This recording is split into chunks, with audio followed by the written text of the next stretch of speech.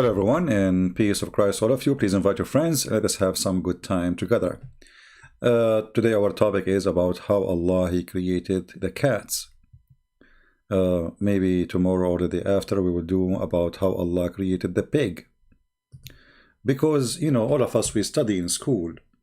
And in school, they don't teach us anything. I mean, those stupid people in the school, they don't teach you really how cat came to exist, how pig came to exist, how dog came to exist. In the previous video, which nobody of you watch it, and one of you told me the reason people did not watch because it was a picture of a cartoon. So look like people, they click in a video because of a picture. Hilarious. Human being is really stupid. So it's not important how much important information we show, it is the picture. So if we put a picture, attractive picture, now I see why some people, they make a video of them, like they put a thumb picture of the person, he opened his mouth or doing something crazy or etc. And like surprise. People are really weird. So you need a picture in order to watch a video. The video I made about how Allah created the dogs have, I think, maybe 6,000 only. So why some videos they have 20,000 in a day and the other video have 6,000? A picture? Truly, people are disgusting. Anyway, our topic is cats. I don't really care how many people view the video, but I feel sorry for a human being, how stupid he is. That he click in a video to watch it, not because of the information he would have there, it's just a picture. So, look at those cats. How Allah created those cats. And why He created them. It's a mystery. But today we are going to unleash the mystery for you. I know many of you wondering how Allah created cats. I'm not going to tell you how He made them go in the basket, because this is a different story. But how and why Allah created the cat. In the previous video, I spoke about how Allah He created the dog, and we found that He created him from the spit of Shaitan, which is true. I mean, come on, Shaitan, he spit, yeah, he have saliva, and he spit all the time, actually.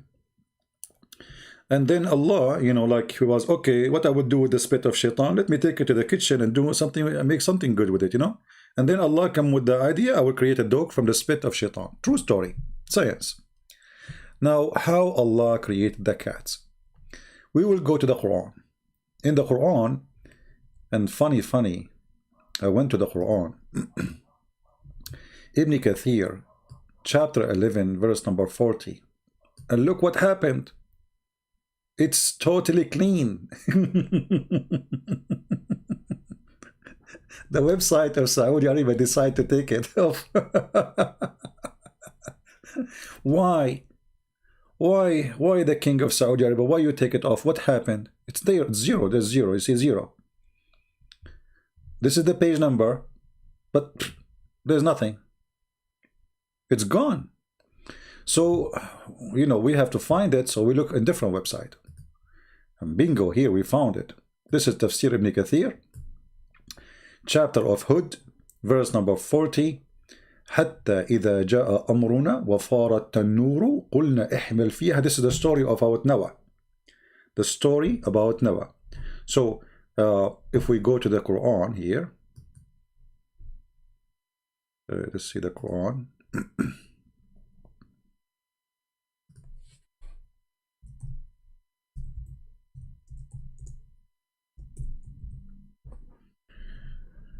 Chapter 11, verse number 40.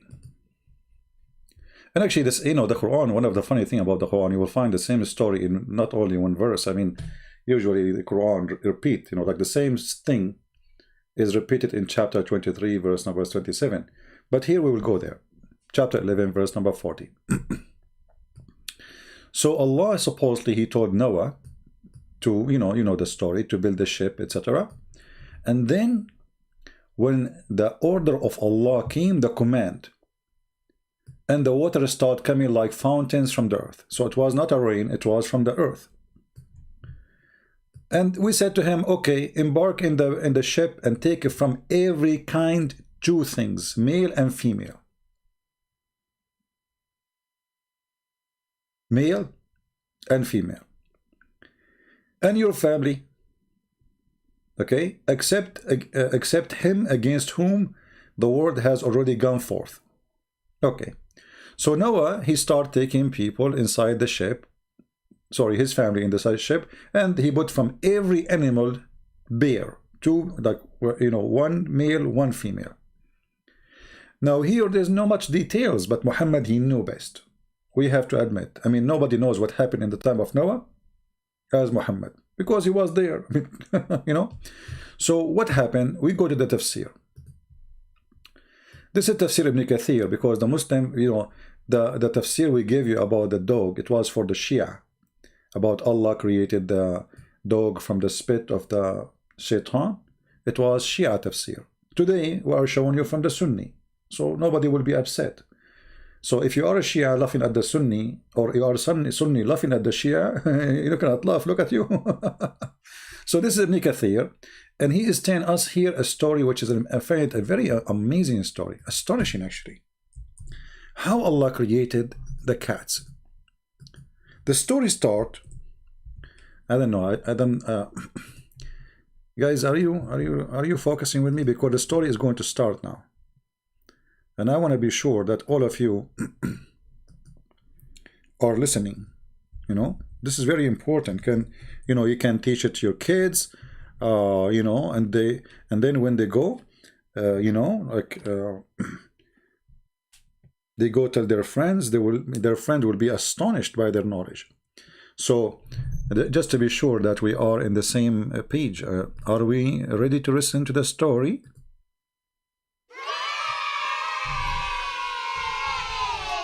Really?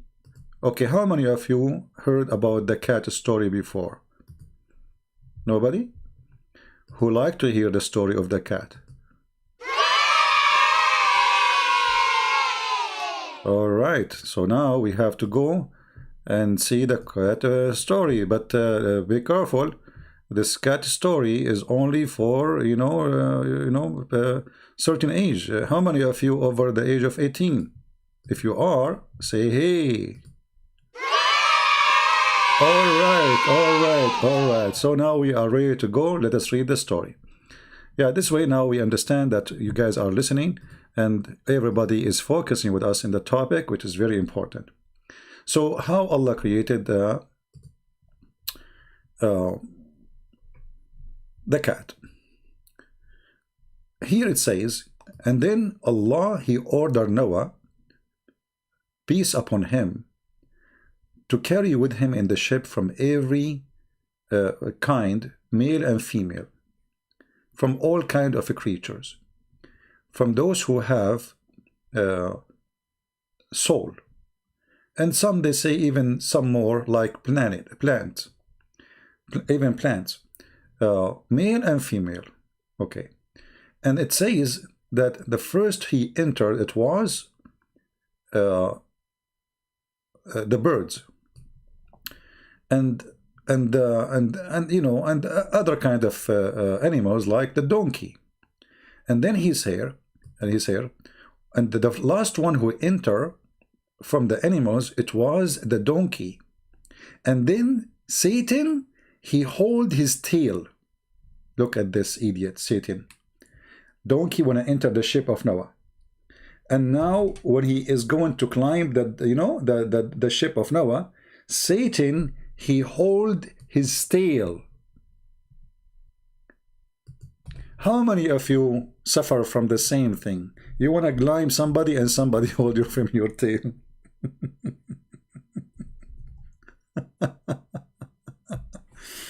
Okay, any of you had that problem before? Really? Look like all of you. So like you want to go somewhere and then Satan, he hold you from your tail? I think you're stuck with this word. You have no idea what you are talking about. Okay, then we have to say Allah knows best. I understand.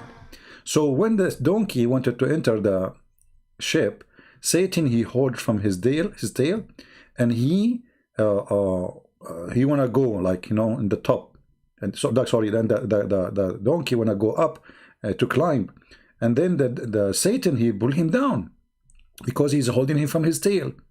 And then Noah, he said to him, you know, Noah speaking to the donkey, what's wrong with you? Shame on you. Get up and come, because Noah, he cannot see the Satan. Noah, okay, Noah, he cannot see the Satan. So, like, you know, Satan, he is invisible. Yeah, you know. It's a good story for your age. I know. Maybe you are too old for it, actually. Yeah. So Noah, he starts saying to the donkey, what's wrong with you? Come in the ship. And the donkey, like you don't know that there's Noah, he cannot see the Shaitan, that he's holding him from his tail. He cannot get up. And then it says, and he tried to get up and he could not. And then he said to him, get in, even if Shaitan is with you. And then Shaitan, he entered the ship. So now Muhammad is trying to explain to us how Shaitan was saved from the flood of Noah.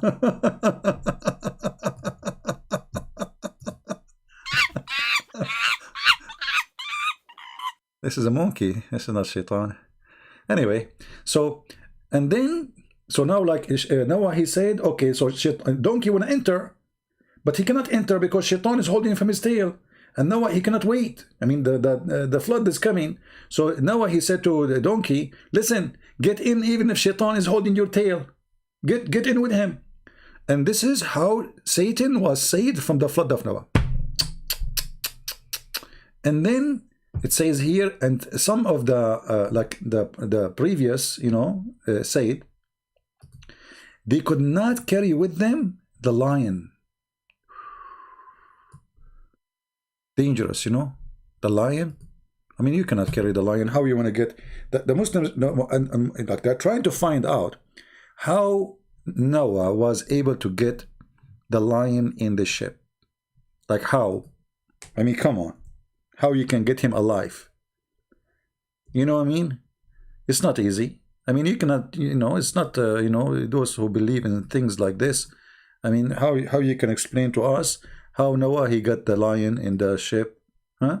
You cannot. So anyway, and then Allah, he made him sick with fever. You know, when you get fever, what you do? You sleep. You know? So Allah, he put fever on him. And then it says here, and from Abi Hatim, etc., from the Prophet, he said. Now who's talking now? The Prophet. When Noah, he put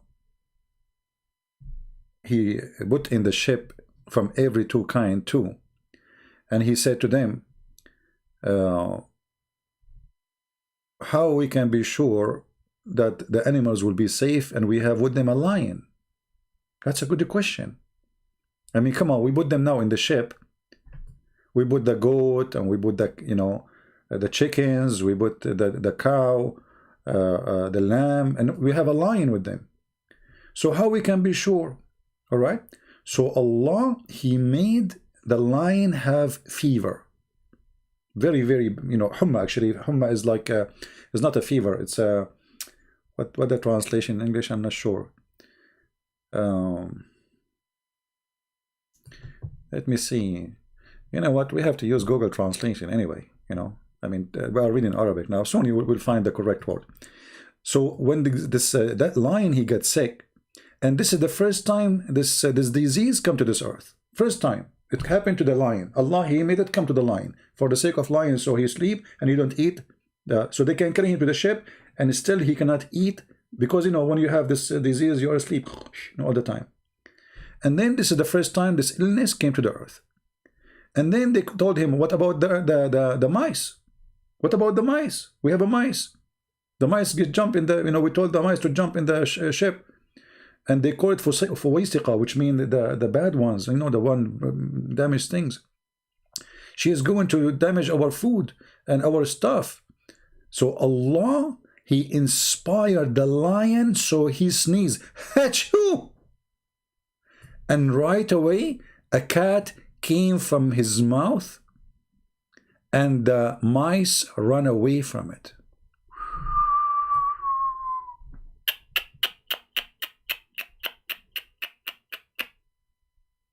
Now it's time to translate this page into English, because I was translating to you, I mean, doing my best translation, but we can use Google. Actually, let me post for you the link first. And remember, this is Ibn Kathir. This is not me saying that. This is Ibn Kathir. All right. So we go now to Prophet Google. Use Google Translation. Let us open Google browser. Here we go. Again, this is Ibn Kathir. We click here. Translate to English.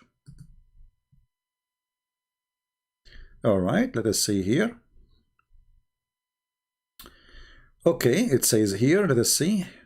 The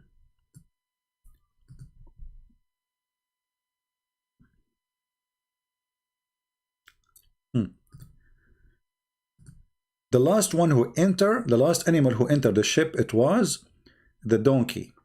And the donkey, he hauled him from his tail. Translation is not really good. So he cannot rise to climb the ship. Okay, I mean, translation is really bad. So Noah started telling him, to the donkey, come on, enter, you know, but he cannot enter. And then he said, come enter the ship, even if the donkey with you, you know, I mean, even if the Satan with you. I mean, translation is really horrible in this part. You see, it's like it's ruined, you know, the whole thing is gone. Yeah. So enter, but you know, enter the ship, but the donkey he cannot, because why? Because the Satan holding him from his tail. And then some they mentioned that they was not able to carry the lion with them until a fever was thrown on him. And Ibn Hatim told us from his father, from etc., from the messenger. So Muhammad now said this story. When Noah was ordered to carry in the ship, like the animals, carry from everything, two, male and female, his companion said, how can we have a cattle and we have a lion secured? Again, we are correcting the translation because translation is horrible. So how we can have a lion? I mean, we have a lion and we have a chicken next to it. We have a lion and we have a goat. So now what we will do? So Allah, He made the fever hit the you know, the lion, so he sleep, you know, all the time. So this is the first time the fever came and landed in the earth. Allah, He sent it just for the sake of Noah, because He want the lion to be sick. This is the first time a fever came to the earth. Before that, there was no fever. You know, there was like a headache only. You know, after that there's a fever. And then they said to him, okay, and they complained. Then they complained about the mouse. There's a mice. They said, how, you know, what we can do with the mice? It's going to spoil our food and our stuff. Like, you know, mice can even eat your t-shirt, you know, like, you know, nice t-shirt, you know, it's eat it, you know, like, or the hat, you know, like, you know, if you are a person who like have a nice clothing, and you know, and the mice, they will eat it, you know. So they will eat our stuff, and they will spoil our food and our stuff. Okay. And then Allah, He inspired the lion, and then he sneezed, and the pussycat came out.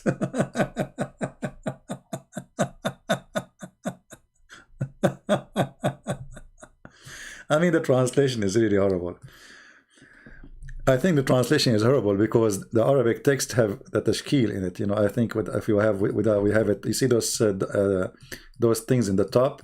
This is just to make the reading more clear, because Arabic is very confusing if you don't have those things. And I think this is why the translation is coming very bad. So anyway, and this is how Allah, He created the cat. He made the lion sneeze, and from the sneeze of the lion opened his mouth, Hachu, and then a cat came out. Anyone don't believe in the story, and he is a Muslim. Be honest. If you are a Muslim, and you are listening, and as you see, this is Ibn Kathir, we give you the link. This is your Muslim website. This is Ibn Kathir. This is chapter 11, verse number 40. All right? Any Muslim is not agreeing with the way your prophet, he said that Allah inspired the lion to sneeze, and then the lion, I mean, look how Allah, he finds solution. Amazing solution. I mean, like now we have a problem. We have a lion. The lion, we solve his problem because he's sick. He cannot go around and eat the goat and etc. Okay. What about the mice? Been dangerous, you know, mice. And you put 2 mice, male and female, in the ship. After 24 hours, you will have 40 miles. You know, they have a lot of babies right away. Boom, boom, boom. You know. So what we will do? So Allah, he found a solution. He made the lion sneeze. And right away, immediately, brother, immediately, a ready cat is not like born, it's just ready, like it's not like small one, big one came from his mouth.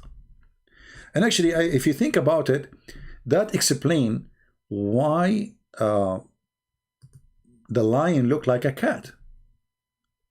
I mean, look at it. I never thought about it this way. Obviously, it is the lion who sneezed. This is a true story. It must be, because cats and lion, they look the same. Yeah, actually, just to show you the corruption of Islamic translation. This is Ibn Kathir for the same chapter 11, verse number 40 in English. Where is the story? Go check it out. It's not there. Here we go. Let me give you the link. They took it off. They took it off. I mean, they claim that this is a translation of Ibn Kathir. All those things we just read, they are gone. Where is the cat, and where is the rat, and where is the lion? Where is, no, you know.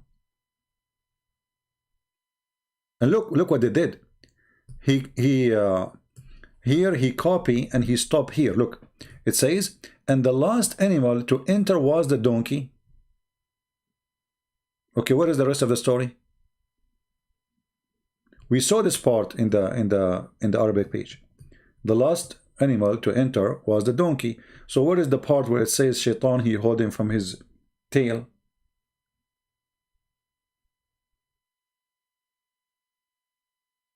You know what I mean? So this is why I say to you, those who learn about Islam in English, it doesn't matter how much you try, how much decent you are. As long you are not reading from a decent book, you will not have decent information. Let us say, forget about being a Muslim. Let us say you are a Christian, and you want to refute a Muslim. And then the Muslim, he give you this, and he said, a Christian prince is lying. Where is the story? Read it. All what he is saying, this is Ibn Kathir. This is Ibn Kathir, this is their Muslim website. They took it off. This is Ibn Kathir too. So why the story here is way longer? Look how long the long page. It's gone. It is totally gone. All the story is gone.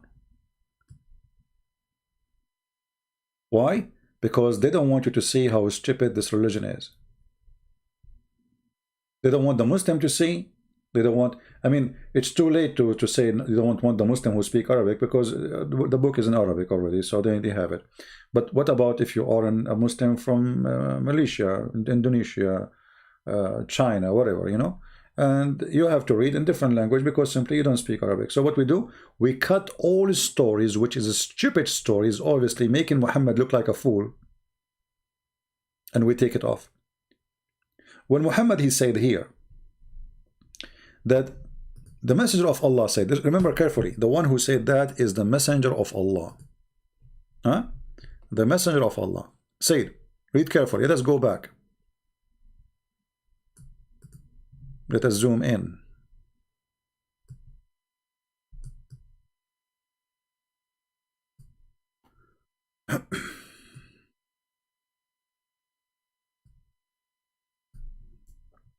Messenger of Allah, Allah pray on him. This was translation.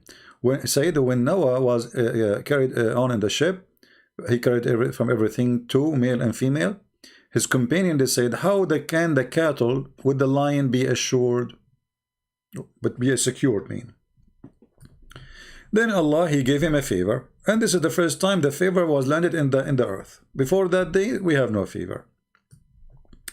And then they said to him, how about the mice? Is going to eat our food and damage our food, spoil it, and is going to damage our stuff. So Allah, he ordered or inspired the lion to sneeze, and a cat came from his mouth.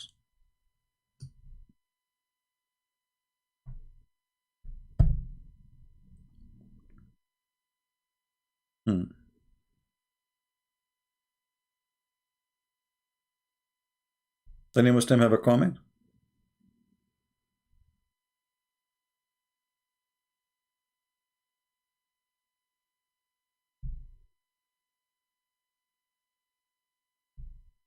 And here, you know, it says something very confusing about how long they stayed in the ship. It's not really clear. I don't know what happened to translation. Where is it? Where is the 1,000 of years? I don't see it.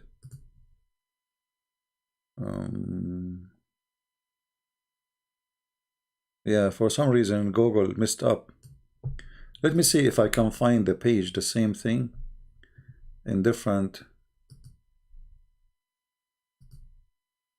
As I said, I think the reason this is messed up because, let us see here, this page. Okay, give me a second. We open different website. This is Shia library, but still the book is a Sunni book. You know, it's a Shia library, yes. But this book is a Sunni book. Let us see, give me a second. I know the screen is off, don't worry. Let's go here. Okay.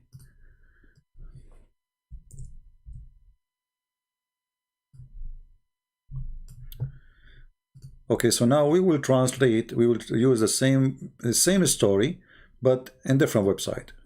See here, it's just a clear text, there is no tashkil. The book of Al-Bidayah wa Nihaya, Ibn Kathir, variant number 1, page number 131. Now this is not tafsir, you know, this is not the tafsir, this is the book of Al-Bidayah and Nihaya. But the same story is there too. Let us see.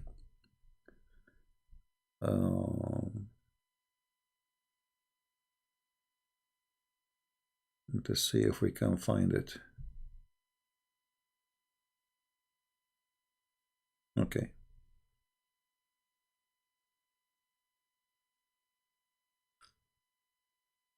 Oh, if I show you this one now, I will burn the surprise about how Allah created the pig.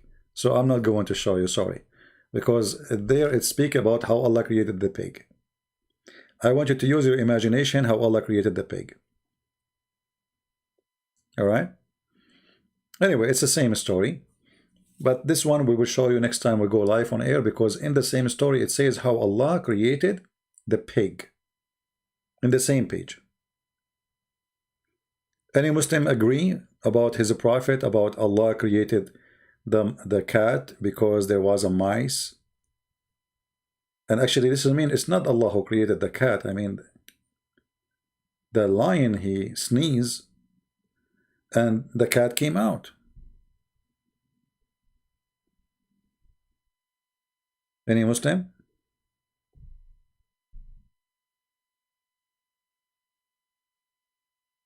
You know, I believe that those who live in the work in the zoo, I mean, they wake up every morning, they will find like 20, 30 cats around, and they don't know where they're coming from. They don't know that it's coming from the sneeze of the lion. it's a prank. Even he called himself it's a prank, so I'm going to believe him. His name is a prank.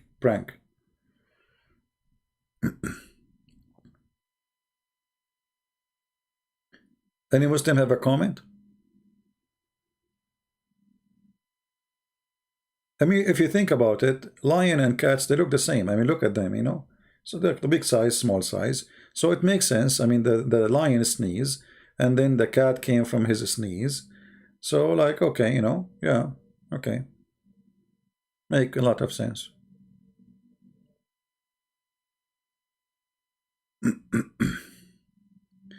700 US mosque 1999, 2070 US mosque 1920. So you have 2,700 mosque, and that is a lot. That's horrible. If we calculate how many Muslims and how many mosques, we will find that you don't have mosque. 2,700 well, so every mosque will hold how many people? 100 people? 2,700 mosques? This is the total of mosques in USA? I feel sorry for you. And if you are saying I'm failing what? I mean, you can build mosques as many as you want, but still the Muslim population is small, tiny. And look at you, here we go. How many Muslims we have? We have 600 people listening. I assure you at least 100 Muslims here, and none of you can answer anything. So how I'm failing? Every day we have people who they are Muslims, they leave Islam. And actually, your prophet, he agreed with me. And this is maybe the only thing will make him look like a prophet sometime. He says Islam started as a small and will end as a small.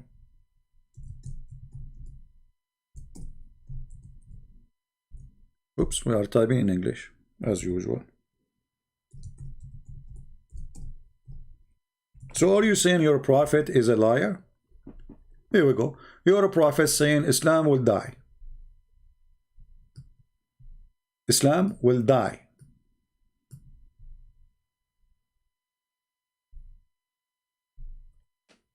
Who don't agree with Muhammad? Who is the brave Muslim who don't agree with Muhammad?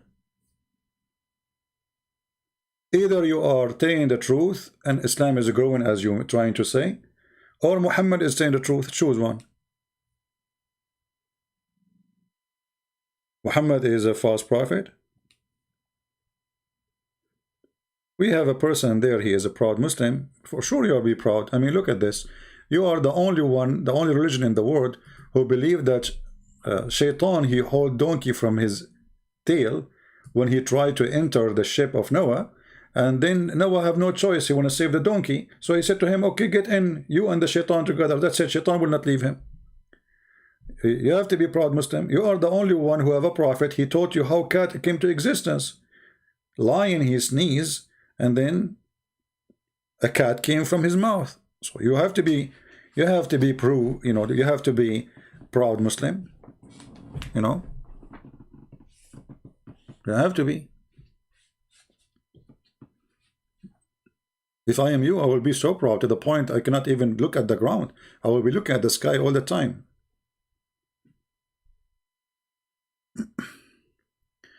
They said log online in Paltalk. Who said that? Somebody, the Muslim wanna call me? Okay.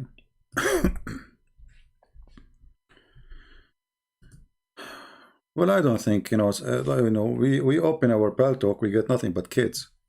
And if you are a Christian and you text me, I will block you right away, just to let you know.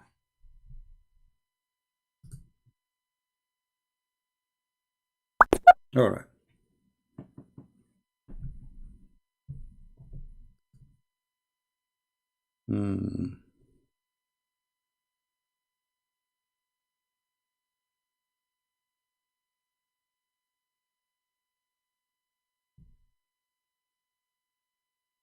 All right.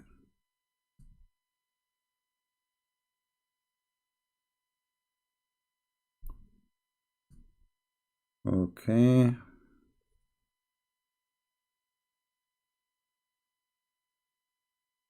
I don't know if this person he sent me a text, but he's saying he's agnostic.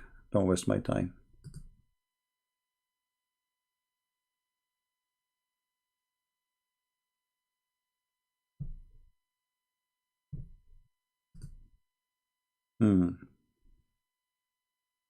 Somebody, a girl, she is saying that she have a boyfriend, he's a Muslim. I mean, you can be Christian and you have a boyfriend and he is a Muslim. That's really weird. Okay.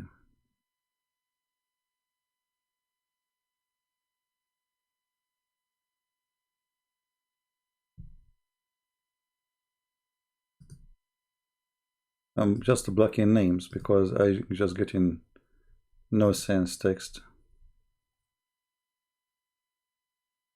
I am an ex-Muslim from Africa who recently discovered your channel about Islam. I really appreciate your effort explaining. Okay. All right. Okay. I apologize, guys. I cannot answer all this comment. So what is the Muslim who wanna call me? I click at all the text I received. Not even one of them is a Muslim.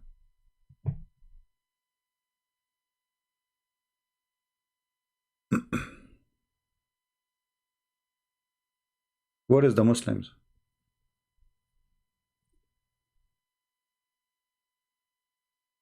See, I told you, you tell me go and the Muslim want to talk to you, there's no Muslims.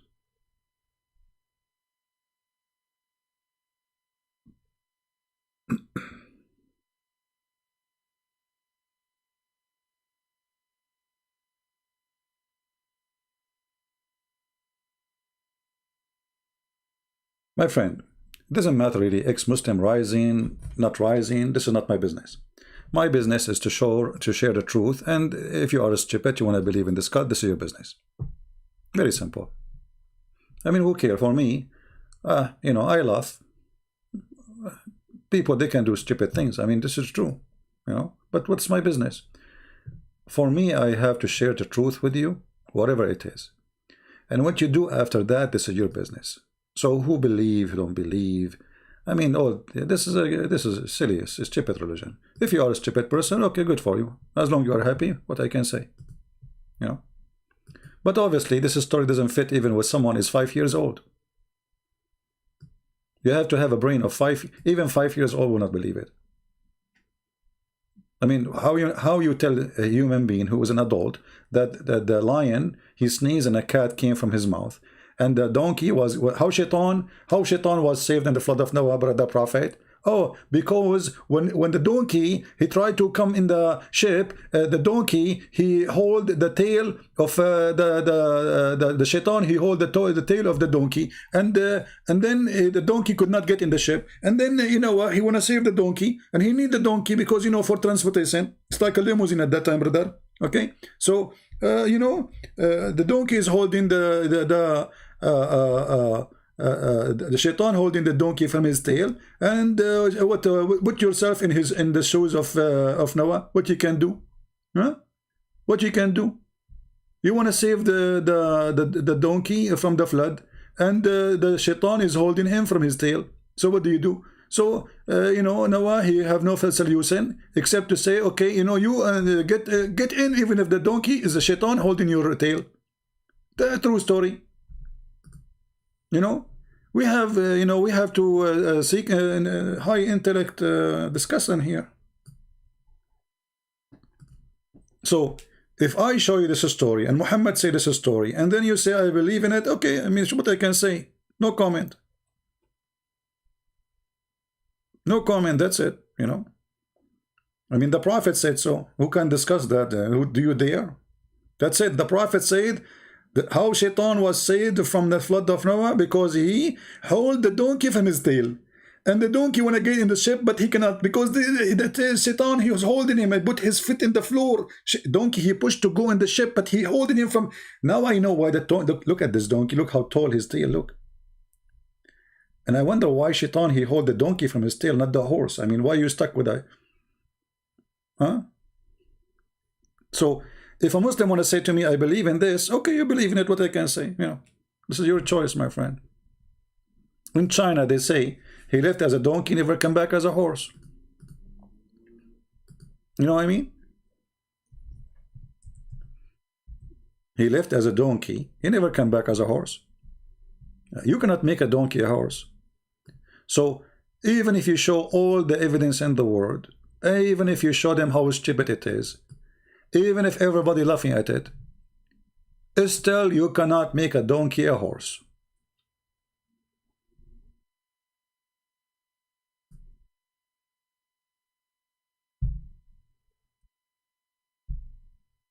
Any Muslim?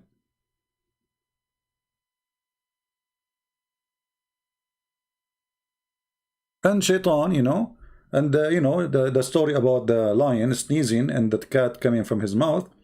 You know, let us say I'm a Muslim now, I'm a refuted Christian prince. What I will say, this hadith is da'if. This hadith, brother, is da'if. It's da'if, brother, it's da'if. It's da'if. That's it, we know it.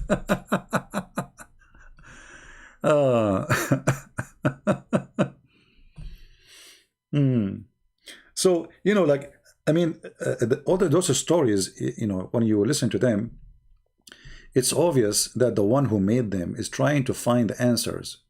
You know, okay, so Shaitan, a flood of Noah. Okay, flood of Noah happened. Okay, how Shaitan, he got saved from the flood? Do we know how to swim? Huh? So they have to come with an answer. And the answer is very simple. You know? There's a Muhammadan, you know, calling himself CP is finished.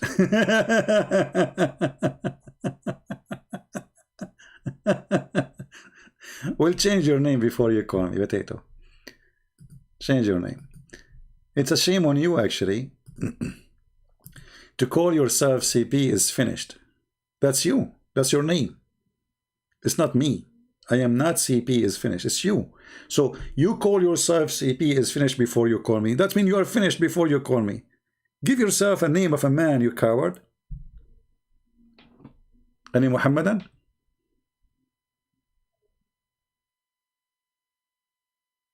Yeah, because you are naming yourself CP is finished. This is not my name. So now I say to you CP is finished. This is your name. So why I want to talk to you? You are finished already before you talk to me.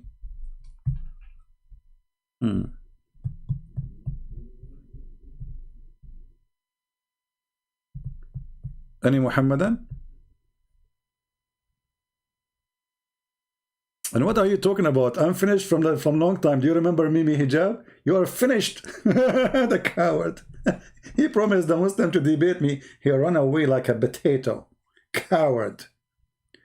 They are so intimidated to talk to me. You know, always ask yourself a very simple question. Who is the coward? The one who refused to talk to me, or the one who says, call me?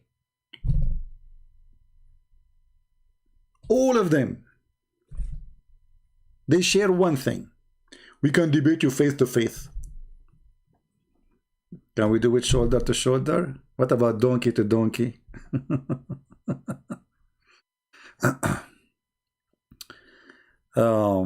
So do we have any Muslim have any comment about the story? How Allah created the cat? And how Allah saved Shaitan? So if not the donkey, Shaitan will be dead. And what we understand from this story, that Shaitan, he do not know how to swim.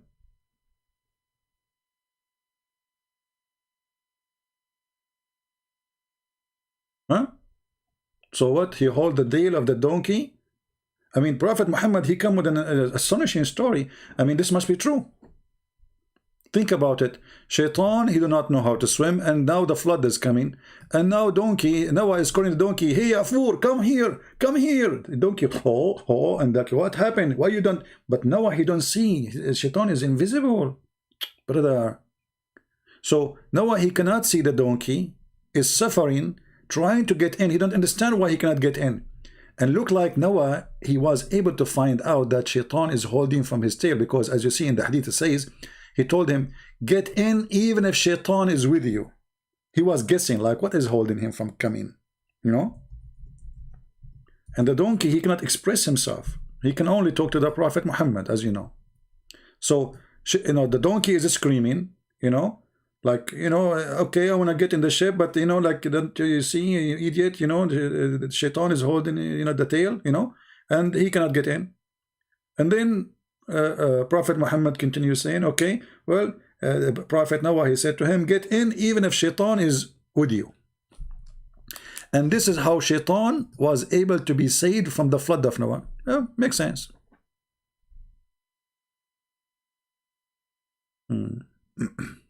Look on YouTube, all the new Muslim revert each year. First of all, there's nothing called Muslim revert. This is a lie. Revert is to go back to the original. In Islam is not the original and cannot be, because we have nothing to do with Islam. Your God is not a spirit. Our God is a spirit. So how that can be the original?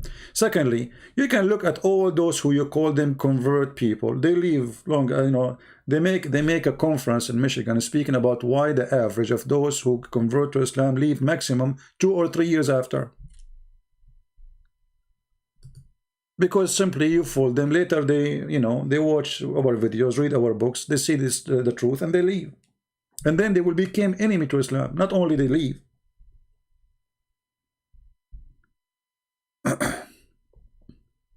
You see, if I go right now in YouTube and in Jazeera TV saying 16,000 Muslims leave Islam a day. 16,000 Muslims a day. A day. 6 million a year to Christianity. In just one territory. Not in the world. And a Jazeera Sheikh is crying about what the Christians are doing. And then the Muslims, they say, look at those who convert.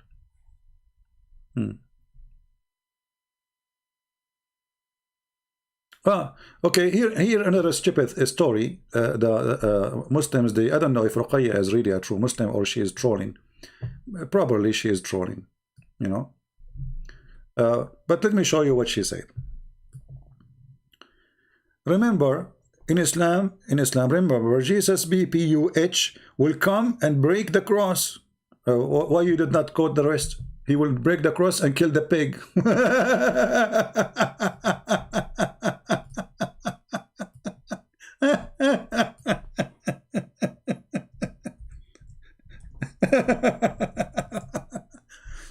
So, and secondly, what is this cross thing? I mean, the cross is just you know, it's a, you know, the electric column is a cross. Every Muslim house have a cross. Your window have a cross. So Jesus will come and he will start breaking cross. Anyway, so Jesus, brother, he is going to come and break the cross and kill the pig. Which one? Which pig? Any Muslim can tell us?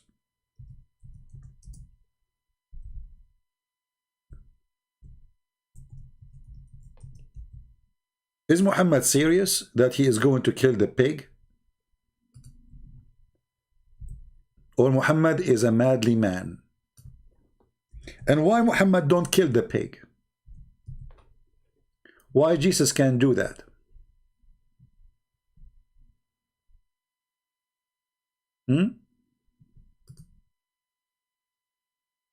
So again, by mentioning this, you just prove to us that your prophet is mentally ill.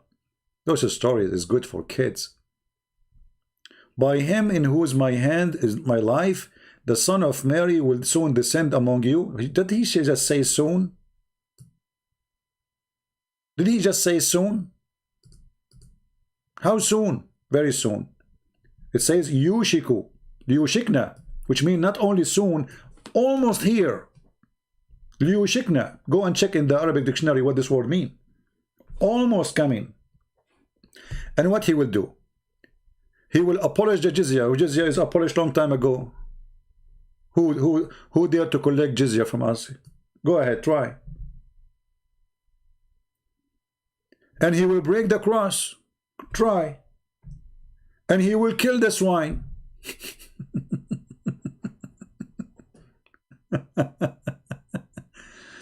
Oh boy. You know, if you think about it, you know, I mean, I don't know if you think about it in different way. Sometimes we have to think about things in different way.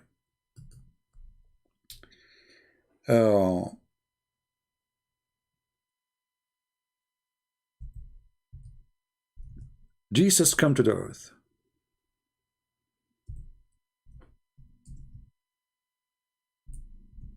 And now he is going to face the pig.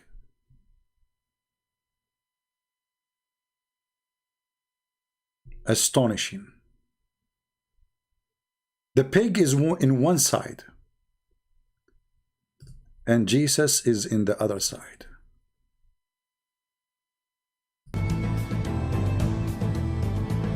Man, that's really amazing. One side is Jesus.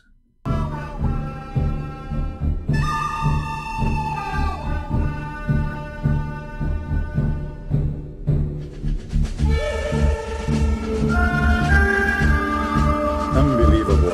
Very beautiful. It's very nice, actually. You know, if you think about it, you know, this is what will happen.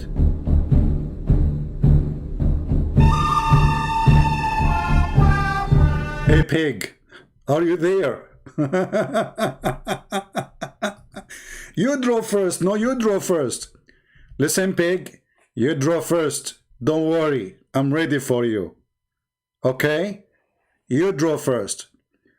We will count, but you know the pig is he will try to cheat. You know, like they turn their back to each other and they walk into different direction and they have their guns ready. You know, so like, okay, you turn your back. You know, okay, okay, you are ready. 1, 2, 3.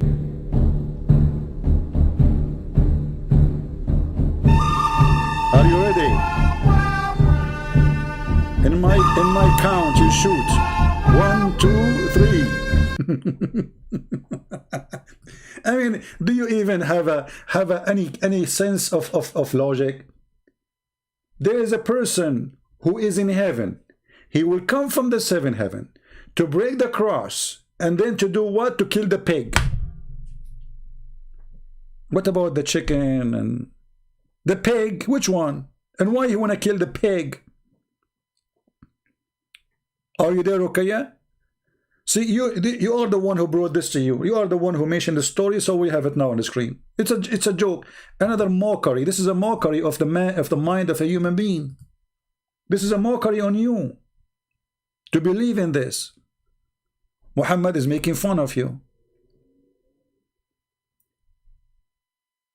This is a prophet of God speaking, or a fairy tale storyteller.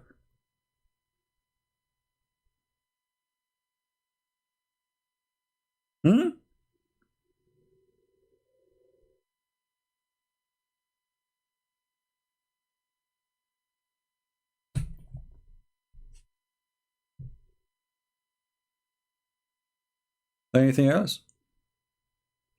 Ruqayya is Quran only? No, she don't believe in the Quran, because if we show her from the Quran, she will say, I don't believe in the Quran right now. They are liars. They don't believe in the Quran. Okay, do you believe in chapter 18, Ruqayya?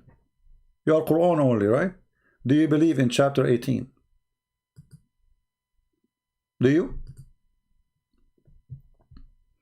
Let us go to chapter 18. Let us see if she believe in the Quran or not.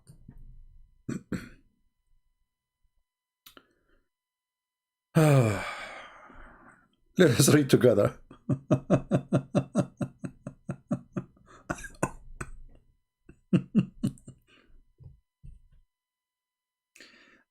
Who is a Muslim believe in the Quran only? In 2 seconds you will see they don't believe in it.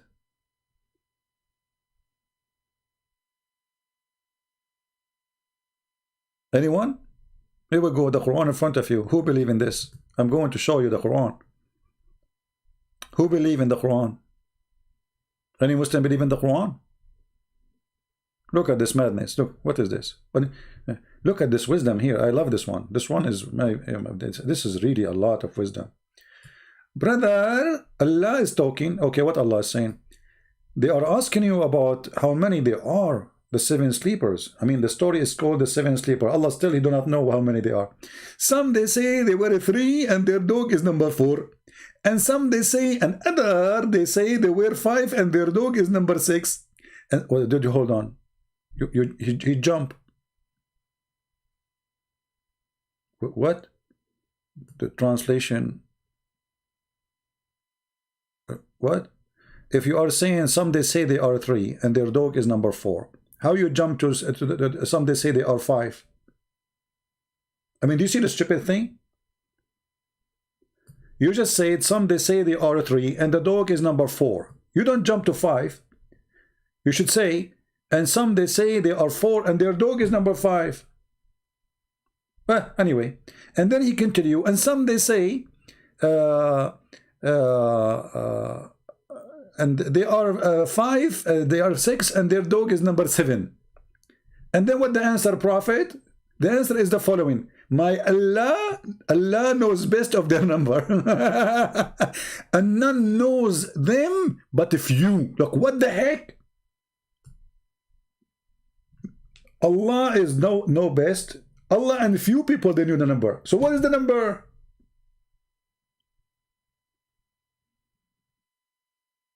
Muslims, are you there? So what is the number?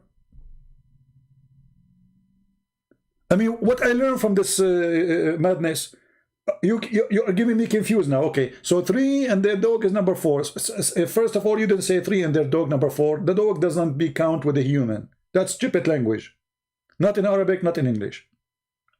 So, okay, and 4 and number 5, and 5 and the 6, and 7 and the base. What is the number? So what the point of this? Nothing. What we learn from this? Anybody can tell me what you got from this? This is a guy who do not know the number. He is trying to avoid saying the number. They ask him, okay, Muhammad, how many they are? The 7 sleepers. Muhammad, he thought about how many they are, the 7 sleepers, how many they are, the 7 sleepers. How I can know? I mean, you eat it. They just told to you, they said to you, how many they are, the 7 sleepers. And you do not know their numbers.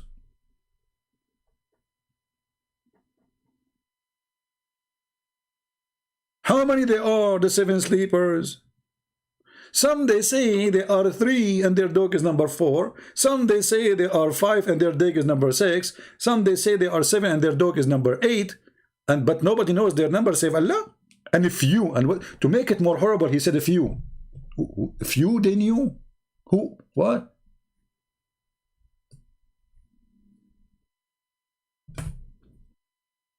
And you are telling me there's people believe in Islam. Who's going to believe in Islam? Watch my video, you will leave Islam after 5 seconds. Go and see what's happening in Indonesia and Malaysia because of my books and my videos.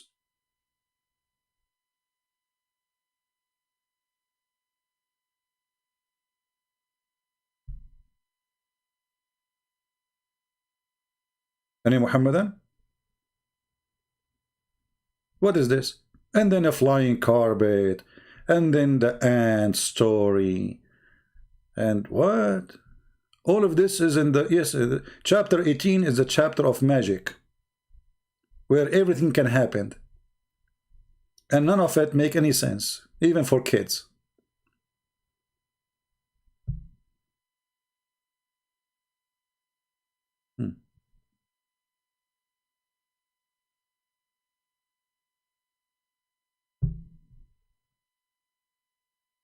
Any Muslim can tell us, like, oh, look at this story.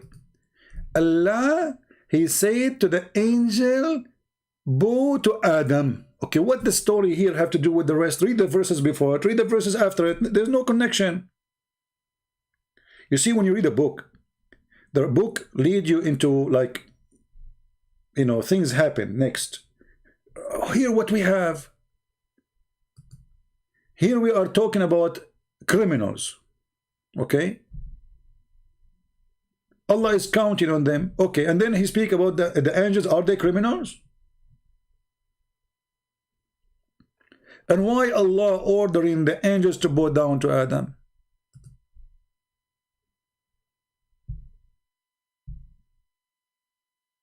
Yeah, you are fast, you know, fast-growing people.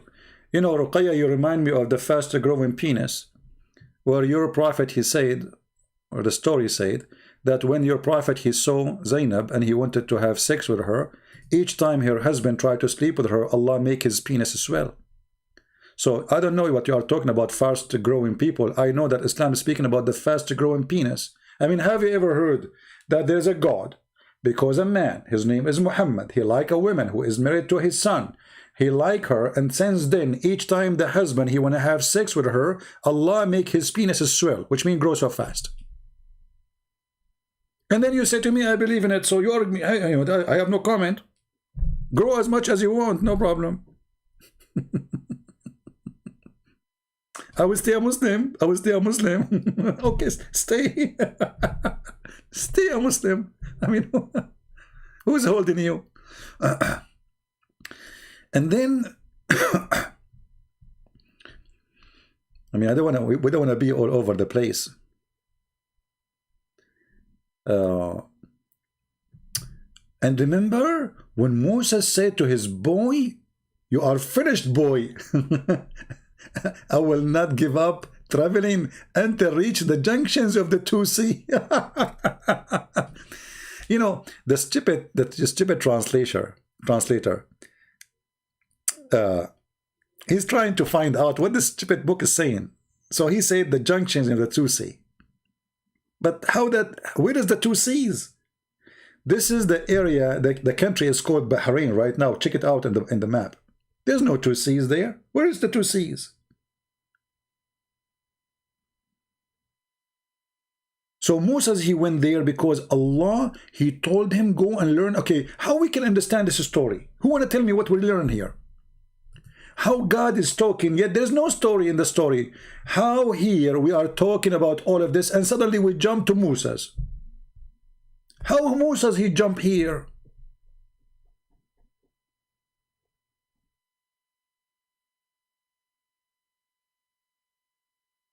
And then if we go and read this story, we will die laughing. Let us go and read the story.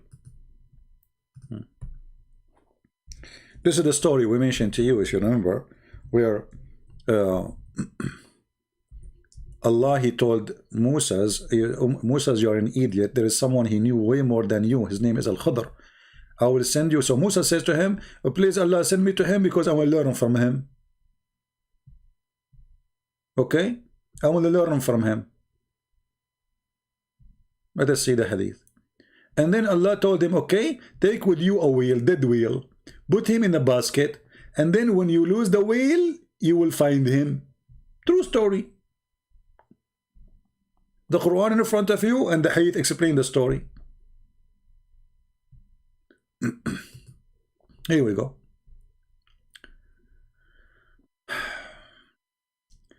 Claim that Moses of Bani Israel was not Moses. This is different Moses.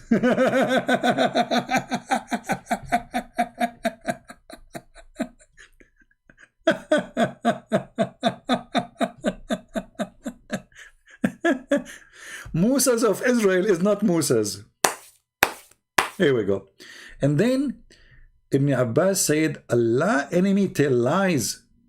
Why? Because the Jewish guys, they said to him, this is a story about Moses. This is a lie. It's not true. This cannot be about our Moses. So Ibn Abbas, he got them busted. He said, the enemy of Allah is telling a lie. Okay? Enemy of Allah telling a lie? Yes, brother. Don't believe him. Huh?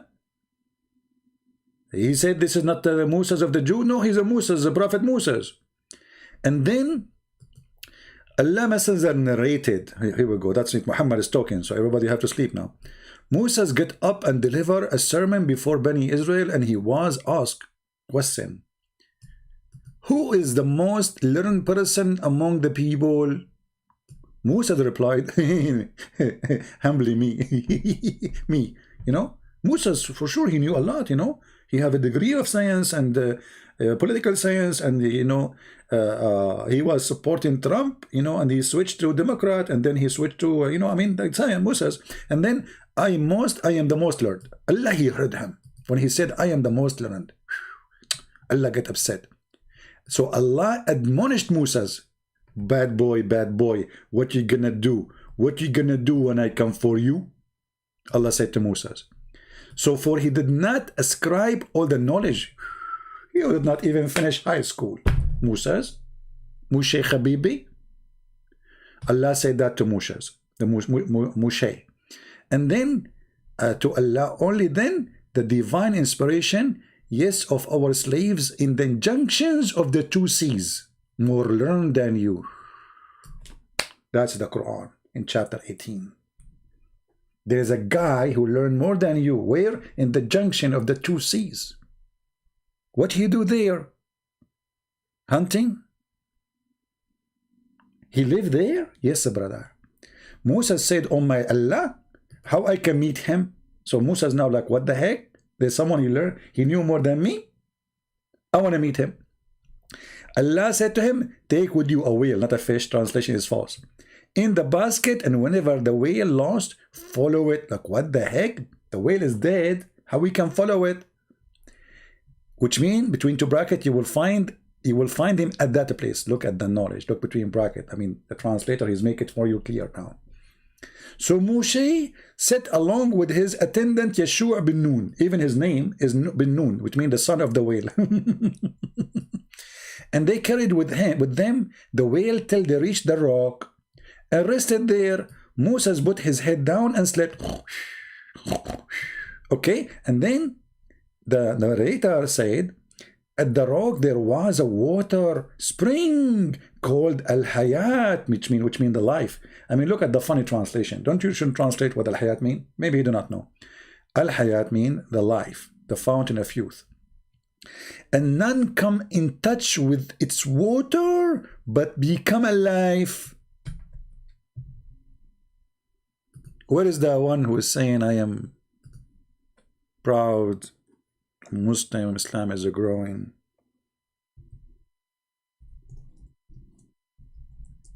Fountain of youth. Even that one, Muhammad did not leave it alone. The fountain of youth.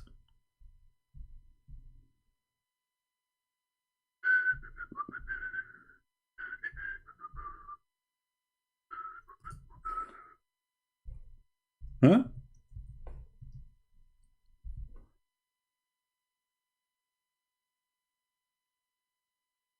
That remind me of a story.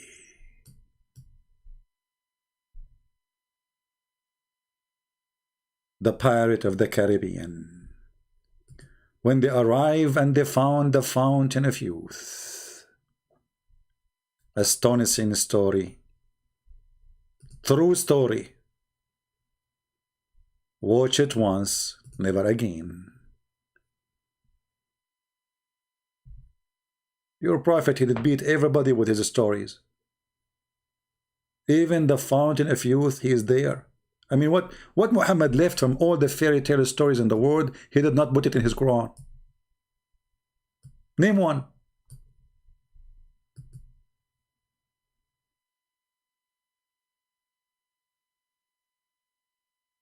Just name one. Flying carpet, fountain of youth, flying horse, the ant, the guy died in the stick, and why nobody noticed that he is dead for a year? Because he was holding the stick, obviously. As if it is you as a man, if you die, and you are holding something that will hold you standing. I mean, what about the rest of his body? A year he's dead, and nobody noticed that the guy is dead. And then how they notice he is dead? The termite. The termite. I hate termite. Ruqya said Muta is a practice of Shia, not Sunni. No, this is Sunni. This is Quran. Don't you believe in the Quran only? This is, you see the hypocrisy. Ruqya, she said that she believed in the Quran only. But Quran say do Muta, chapter 4, verse number 24. So how that can be Quran Shia only? That means the Shia, they are better than you. They are following the true Islam. And why you are not following it no more? Why you don't follow it?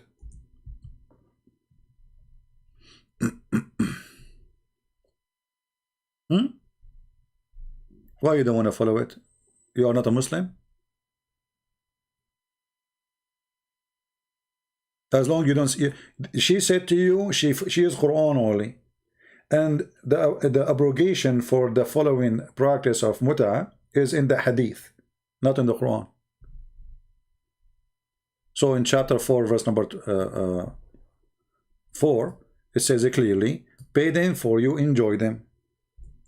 This is the verse of muta.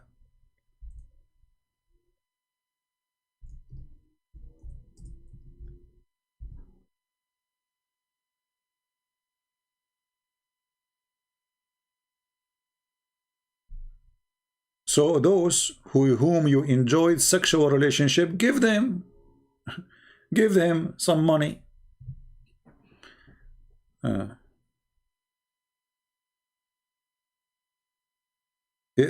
you see, Ruqya, you said you are Quran only, and in the Quran there's no single verse says it's haram.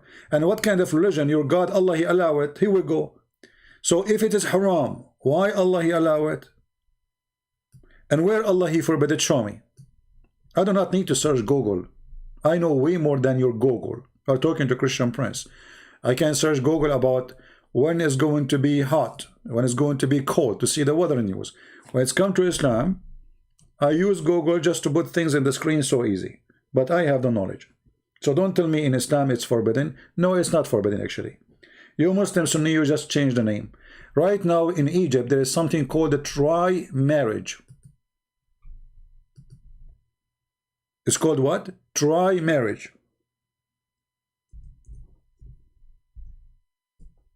Very popular in Egypt.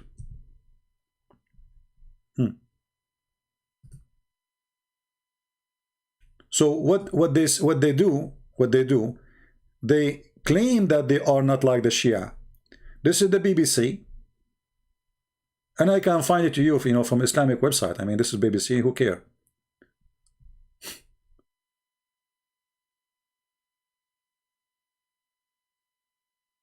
Try marriage? Yes, you try her. You sleep with her for a couple of times to see if she is good for you. If not, divorce.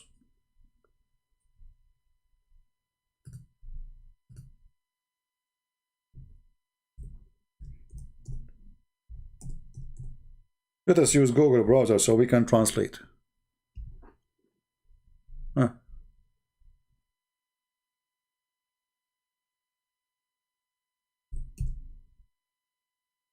Here we go. We search Prophet Google. It's in the TV, it's in the stations, it's in Al-Azhar University. It's all over.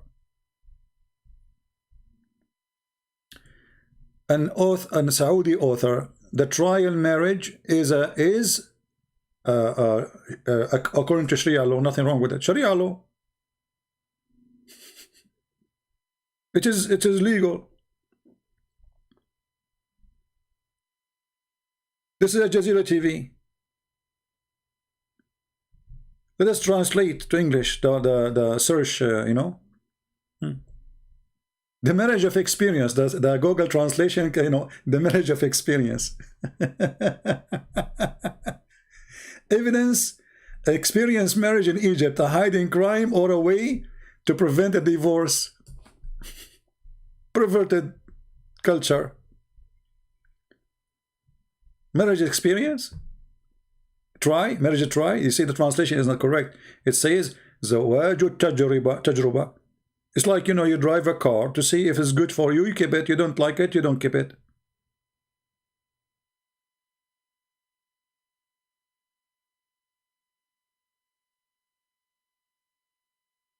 That is Islam. Trial marriage. So a Muslim man, he go to a Muslim woman, she says, should we try each other for like a week? Huh? Let us go and write a contract, boom boom contract, and we go to the hotel. If we like each other, we stay for more period. This is mut'ah? So the Sunni, they just change the names.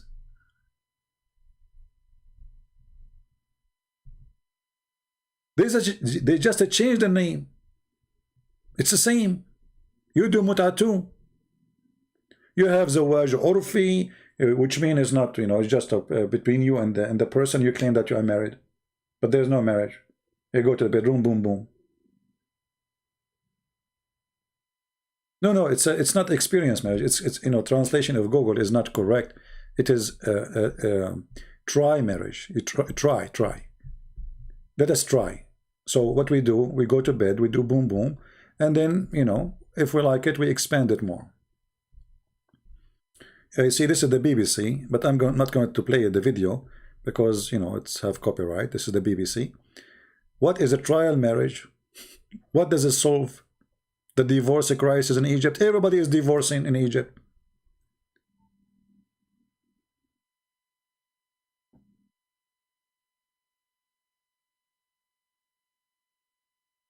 So, try marriage? Oh, we don't have muta, we have a try marriage. We have zawaj friend. Friend. Have you ever heard of zawaj friend? Which means we are like a friend with benefit. And this is religion.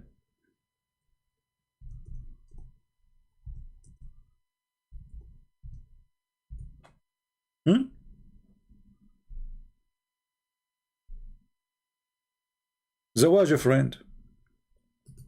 Translate to English. Friend marriage.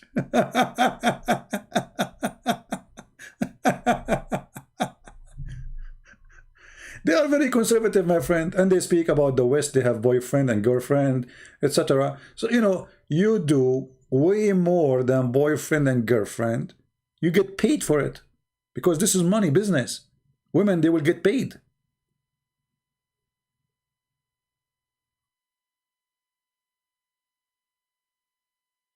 And a Muslim man, he is married. He don't have to tell his other wife that he is married. So he can go and he claim that this is marriage. They call it marriage. That's it. It's legal. You know, try marriage. So he have a wife. She have like maybe 10 kids from her, and now she became older, and he don't like her no more. So he go and find like a new victim. You know, for a sexual victim. He hire her for the job. He sign a contract. They go to the hotel. Boom, boom. Yeah.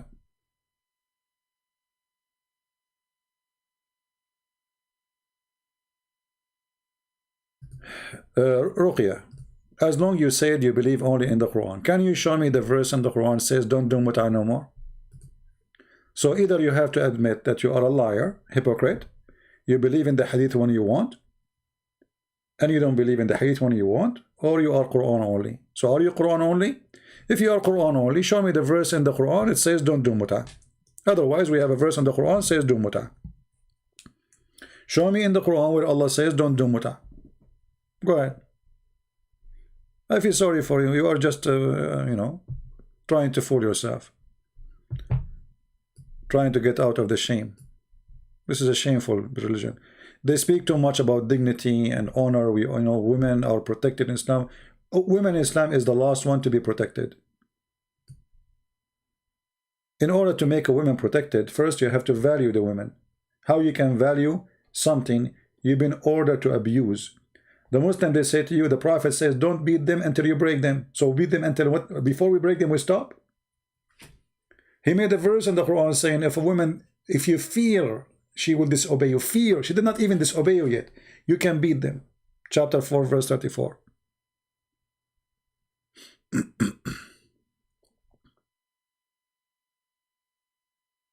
Right? So we have the Quran. Give us Quran where it says it's haram. Go ahead. I'm waiting for you. Ali, we are not interested in your conditions. You want to call me, you can call me in Paltalk. You don't want to call, we don't call. Stop, you know, each time, Ali, you come in the chat, you say the same thing. Give me his Skype. I want to talk to him in Skype. Why? Because you know right now I am in Paltalk. If I go in Skype, you say to me, give me Paltalk, because I want to talk to you in Paltalk. You are an idiot. Don't come here again. Next time you come here, bring your daddy with you. If we go to Skype, you say go in Paltalk. If we go in Paltalk, you say I call you only in Skype. I mean, does it make a difference for you? It's a program to call me. Will take you 2 seconds to download it if you don't have it.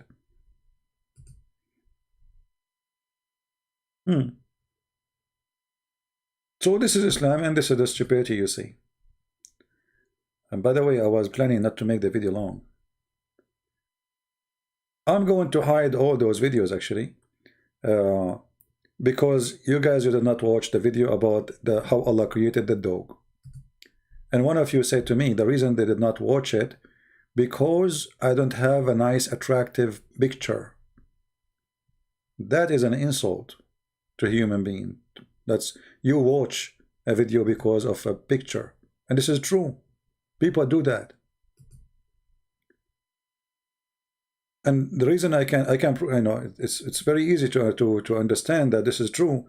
If you go and see a video I made, post it in different channel, it's my video, and then that video in different channel, he have 30,000 view after maybe a day, and then the video in my page have 6,000.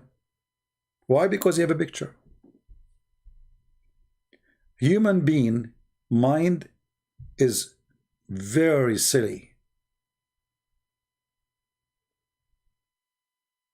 They are after pictures.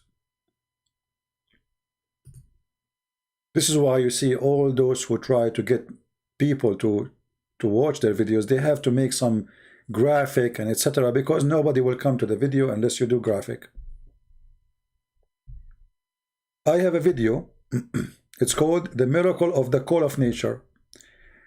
This is a video made in January 16. How many people watch it? 7,000. Why? Then other videos, they had 30, 40,000, and I delete them. I keep this one because nobody watched it. Why? What the problem? It's funny, it's hilarious, it's Zakir Naik speaking there. If I change the picture, put Zakir Naik there, they will watch it.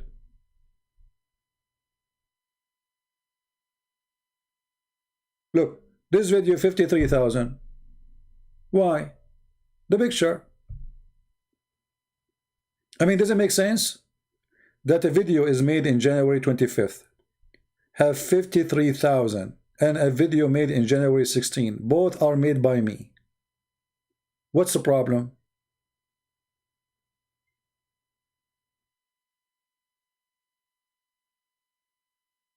But I have to say, you know, for me, I do my duty, and the rest is not in my hand, you know. But obviously, human being mind is very silly. You know, I wish that all people, they get, you know, they think smart. I mean, obviously, they put a picture for you just to fool you, to click. But is it worth it to go there? Someone, he put a picture of his girlfriend, she is taking a shower and showing her back, and you will see 1 million hit. A decent person who is making a video without showing his girlfriend or his wife, showing her nakedness, nobody click.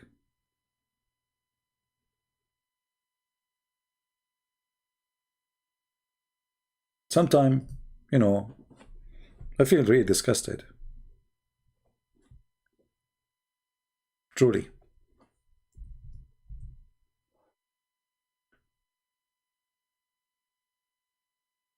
But still, I would do my duty, no matter what, even if there's only one person watch, or 100,000, or 1 million.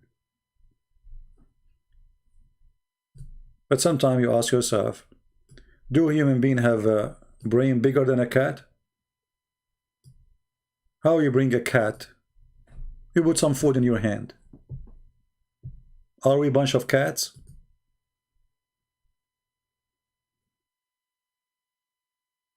Are we?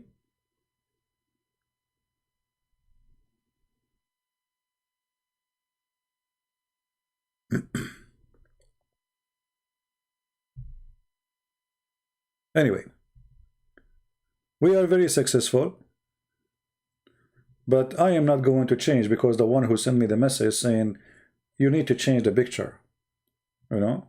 Okay, I will not do that. I don't care really. I do my duty. Who watch, who don't watch. You want to put a picture, you put it yourself. But it's very disgusting how this a human being, this creature is. You know, he clicked because of a picture, not because how important the topic and who is talking. right? Anyway, do we have any question before we go for today?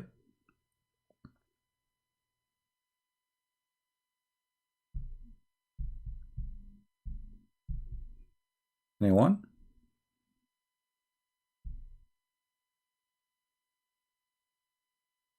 Thank you, guys. Yeah. No, what I mean, like, you know, like sometimes even somebody will say to you, Christian Prince, calm down, my friend. We have passionate for what we do. This is why we are doing it. Otherwise, I will not be here. I mean, this is a topic I hate to talk about.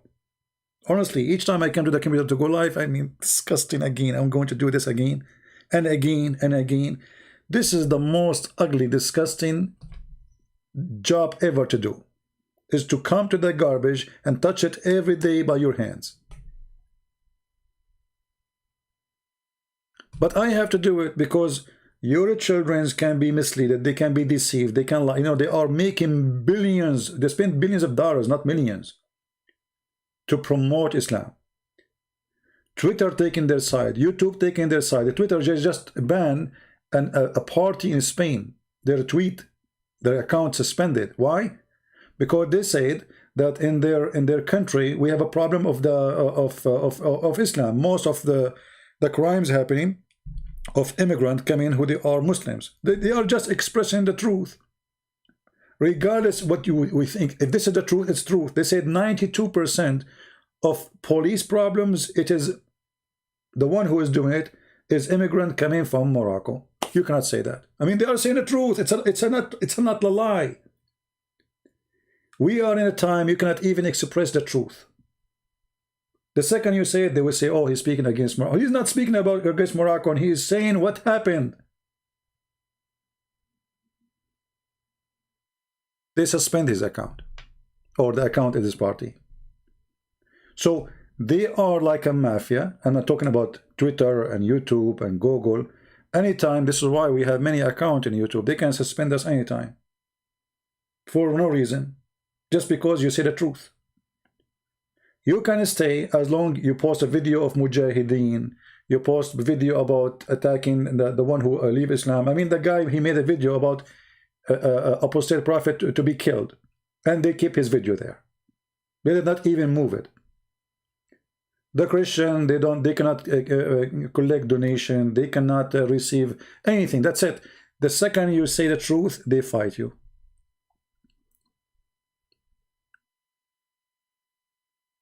This is the mafia of the devil. In the top of that, even those who they are Christians, many of them, they don't care. We say download the video, add subtitle. I mean, you don't speak, don't use your voice, don't show yourself, don't, etc. Do what you can do, help us, translate. Still, they don't do it. They want to watch. They want to watch, and they want to tell you what to do.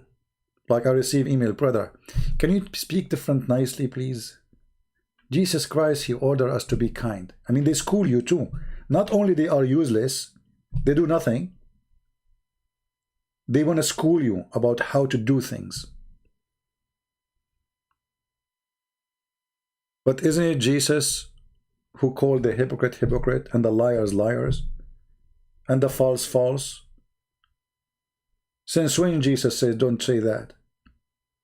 They say to you, don't say fool. Well, the Bible says don't say fool for your brother, the one who truly believes. But foolish is the one who don't believe. This is what the Bible says. So, you know, this is why, like, when I look at I mean, I keep this video there, and then after all those days, how Allah created Scooby-Doo, the dog story, 5,000 view. Look.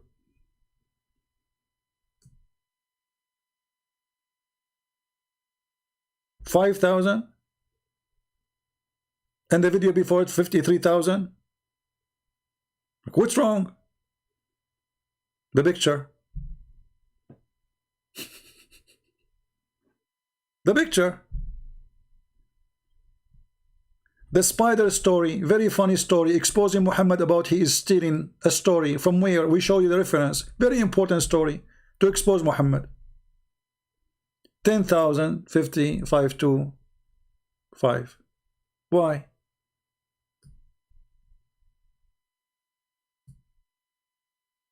Cats. People are like cats. They want to click bait picture.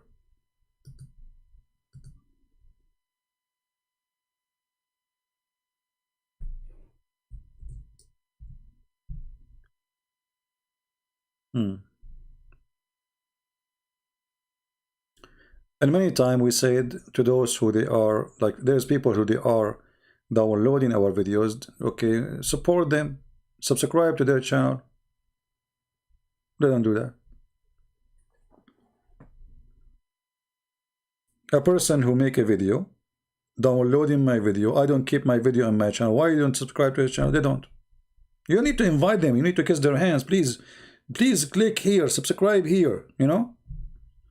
Muslims don't do that. Muslims, even they have the most false cult religion, but right away when they see somebody, they fin Islam, they subscribe, they support the person. Doesn't matter how stupid he is.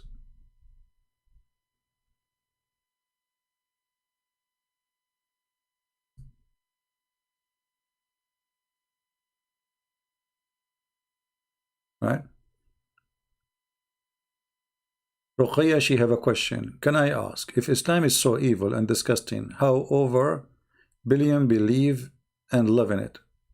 How we know that the billion they believe and love in it? Give them freedom. Let us see how many will be left from the billion. You see, this is true, Ruqayya. If you don't have people go after people to kill them, if really people love in it, so why you have an apostate law says if you leave Islam we will kill you, if nobody will leave anyway? So the apostate law exist because people hate it. The biggest sheikh in Islam in our time, he is the leader of the imams on the Muslim Council in the world, and he is the leader of the Muslim Brotherhood, Al-Qaradawi. He says, if not the sword, Islam is gone long time ago. To know if Islam is really true, beloved, give people freedom.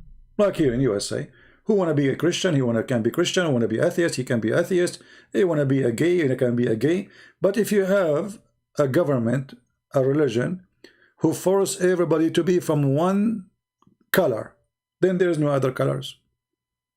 And that make it clear that Islam is a fake cult. Freedom is missing.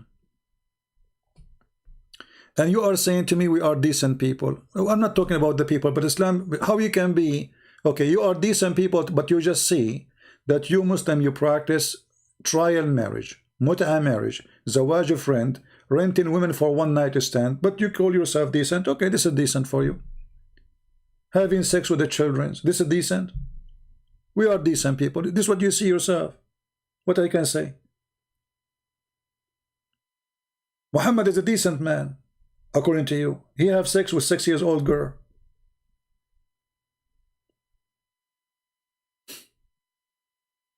What decent mean? In Saudi Arabia, women, she cannot walk alone in the street. Go and see in Egypt, if a woman she walk wearing some jeans or something, what will happen to her? What will happen to her if she go in the bus? We are decent people. And my problem is not with the people. You want to be decent or not, who cares? I'm talking about Islam. Let us say you are the most decent lady in the world. But Islam is not decent. If you follow Islam, you cannot be decent. Isn't it Islam teach you to lie to your husband?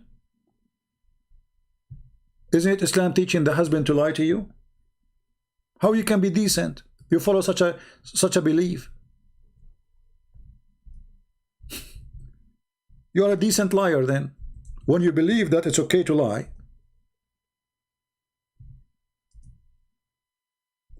Muhammad, he said, it's, you know, it's licensed to lie in three. Three. To fix between people, fix problem with people. So you fix problem by lying. And in war, and a woman is speaking to her husband and a husband is speaking to his wife. So when you sit with your husband who is a decent, and your husband is speaking to you and you are decent too, so both of you start lying to each other.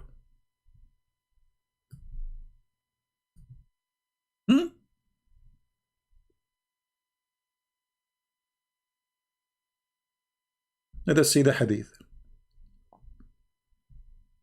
Here we go. This is decency.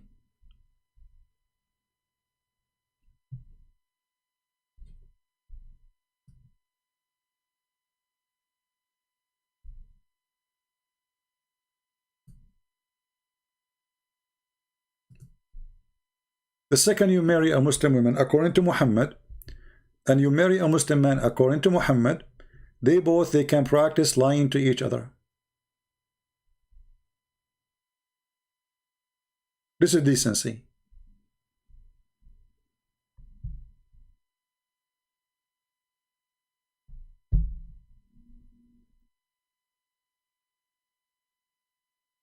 So you ask your husband, did you sleep yesterday with different women? Oh no, I swear by Allah.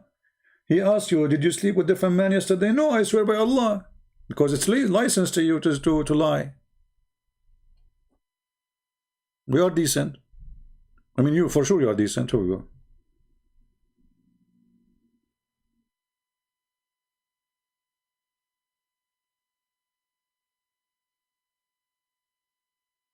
Actually, always, you know, those who claim to be decent, I'm not talking about all Muslims. I mean, there is for sure there's decent people between you know, a lot of decent people. Why not? But Islam is not a decent religion. And the second you follow Islam by the letter, you are not decent no more. If you follow Islam, and you will find right away that the decent Muslim is the one who don't follow Islam no more. He's a Muslim by name. And all of them, they are Muslim by name. All the Muslims are Muslim by names. There's no Muslims.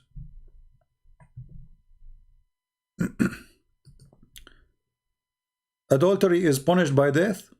That's a lie. That's a lie. You see, Ruqayya, you said you believe in the Quran only. I mean, just to show you your decency. You are a liar and you claim to be decent. Adultery is punished by death. Okay, show me the Quran. You said you believe in the Quran only.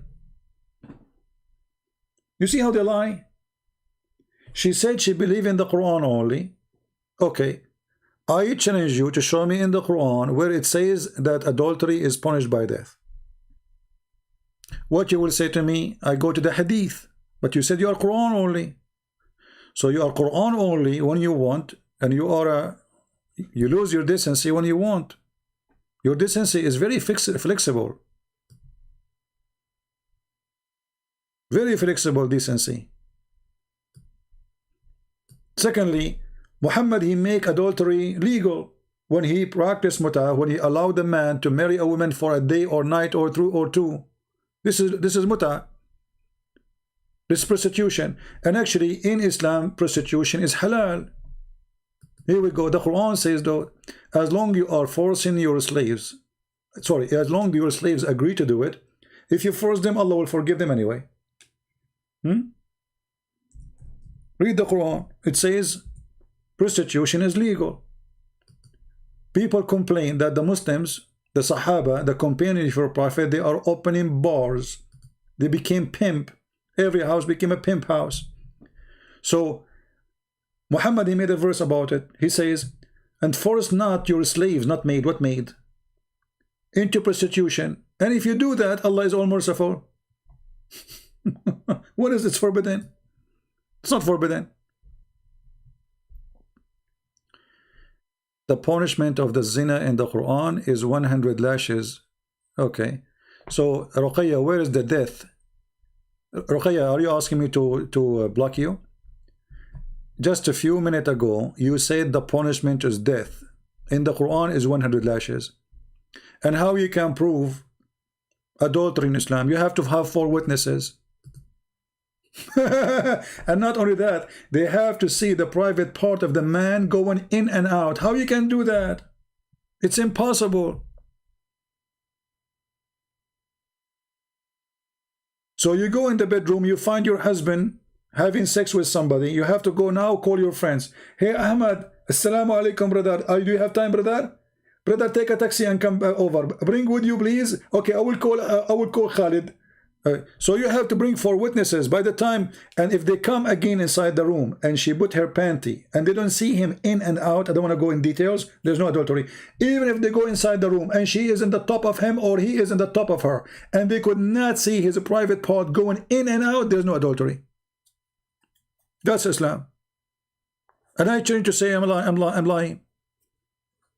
You have to see the private part going in, and 4 guys, they have to see it. 4. Where am I going to get 4? What if they are under the blanket? There's a hadith about a guy. He came to the caliphate and he said to him, I saw her legs around his head like the ear of a donkey. I mean, what do you want more? Her head, her legs is around his head. He's on the top of her. He said, did you see him going in? No. He did beat the guy. The caliphate, he did beat him. Because there's no proof. I mean, look, what? The woman's legs around his neck. And he is in the top of it and they are doing it. The caliphate said, did you see his penis going in? He said, no. Beat him. They start beating him, the guy. And you say to me, in Islam we punish adultery. It's impossible to punish adultery in Islam.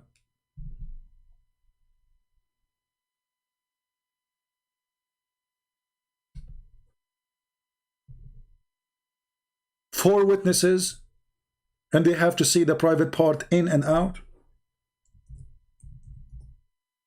Isn't this is a mission impossible?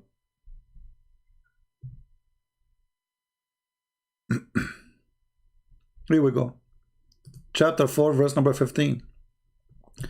And those of your women who commit illegal sexual intercourse, okay, take evidence of 4 witnesses. Then you go and see how 4 witnesses, like what? They see them in the room alone, naked, on the top of each other. No. They have to see the private part of the man getting in and out.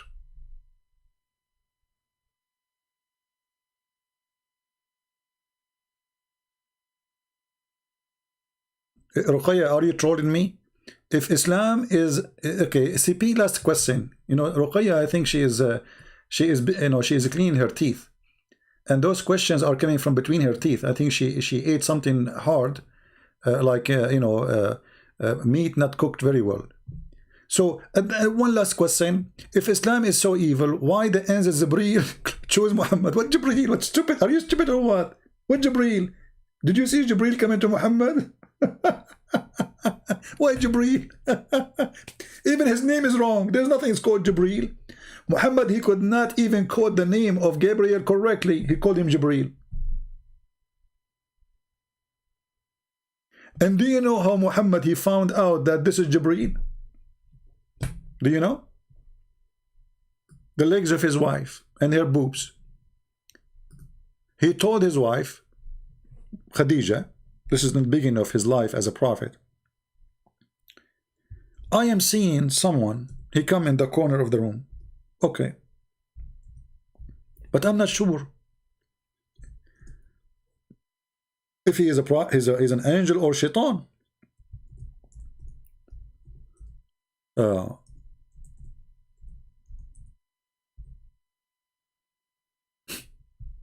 Khadija she said? When you see him next time, let me know. And what we'll do? She will do striptease. This is the book of As-Sirah Nabawiyya, Ibn Hisham, page number 239, very number 1. A prophet, he examined himself as a prophet by striptease. By what? Striptease. His wife, she starts stripping, asking him to move in the top of her legs like a baby. And she asked him, do you see him? Get up, cousin, huh? Okay? If he come to you next time, Muhammad, tell me, okay? Jibreel, peace be upon him, came to him, and he used to do so. So the messenger of Allah, Allah pray on him and salute him.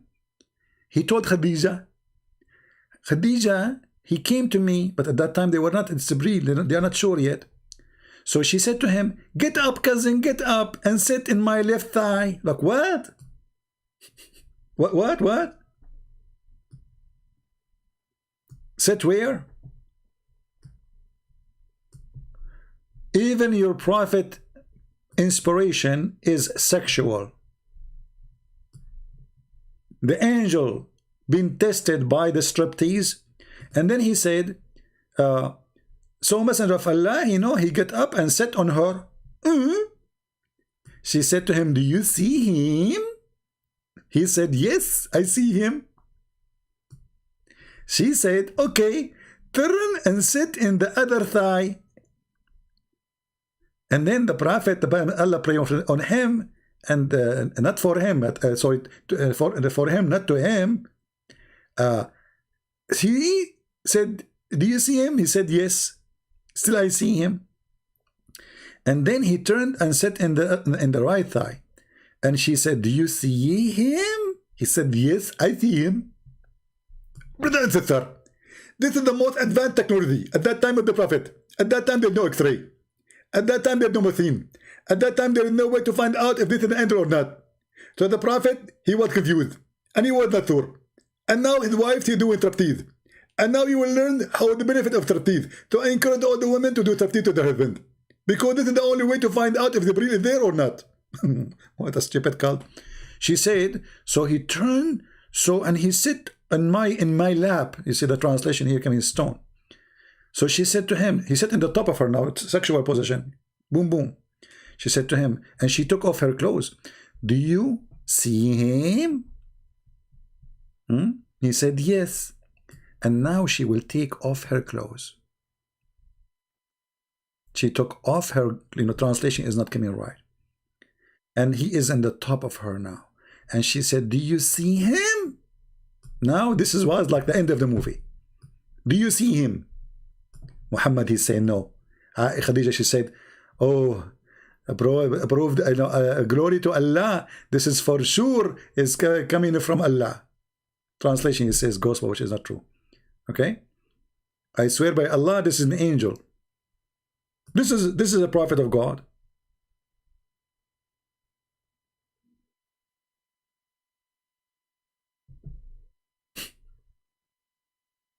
He himself, he do not know if he is seeing an angel, and his wife, she do striptease. And this is how he was able to find out what's happening.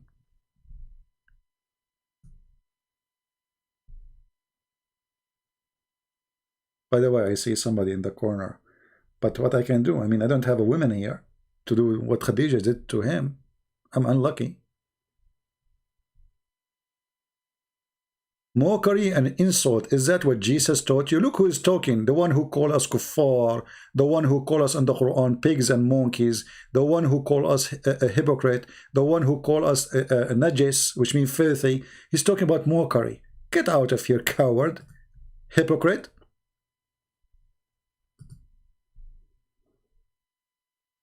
Your prophet not only called us names, filthy names, he ordered to kill us and to rape our women, and you're talking about mockery.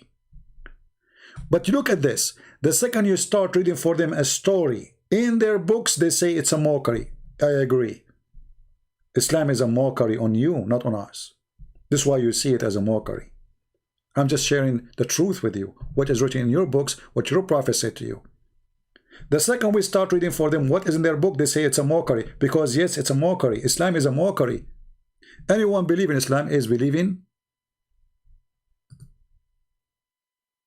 in stupidity. So it's a mockery. So he get offended. Why you are doing that? Is that what Jesus says to you? So Jesus did not say to us to read for you what your prophet said? And now you get offended? A prophet, he do not know if it's an angel or not, and his wife doing striptease, and this is how he found out this is Jibreel. And this, until this moment, Jibreel did not say, I am Jibreel. When Jibreel, he came to Muhammad, did he say to him, I am Jibreel? No. He squeezed him 3 times. Okay, why you, shouldn't you say, who are you first? What do you want from me? So look at those people.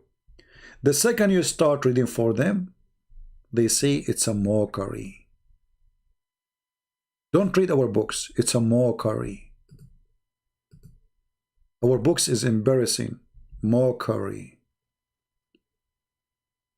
Flying carpet is a mockery. But how come you teach it to your kids? How come when you read it, it's not a mockery? When we read it, it is a mockery. The cat get offended because we told the cat that she say meow. You cannot say to the cat you say meow. You should say to her you say how.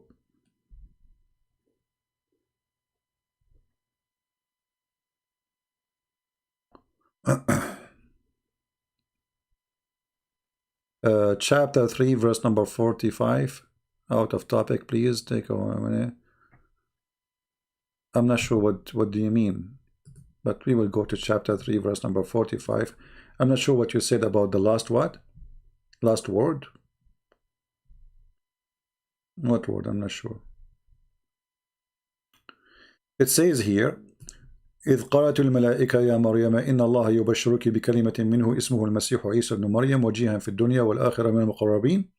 So the angel says to Mary, verily Allah give you a glad tiding of a word, and here between bracket they say B, which is a lie. That's not in the Quran.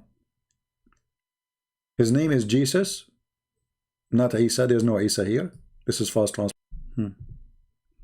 I'm not sure why we lost connection. Okay. Let me turn off some programs. Yeah. Am I heard, guys? Yeah, anyway. So you cannot say to the Muslims what is written in their books. Otherwise, this is a mockery. But they mock us. They say Jesus is just a man, and Christians, they are corrupt people. And the Quran say we are animals. We are the most indecent people. Lying about us. You know, the priest sleep with the wife before the man he take her in the wedding. This is what the Christian do in the church, brother. We never lie about you. When we say muta, we show you where it says muta. When we say zawaj a friend, marriage a friend, we show you. This is your religion. I'm not talking about you. I'm talking about your religion.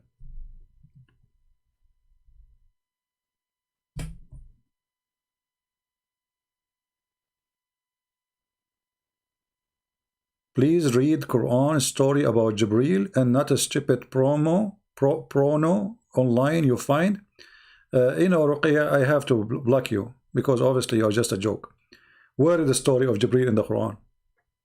Can you show it to me? There's no story about Jibreel in the Quran. The only place I found it in the Quran, you call it about Jibreel, is this. Jibreel taking a rope and coming down from the sky.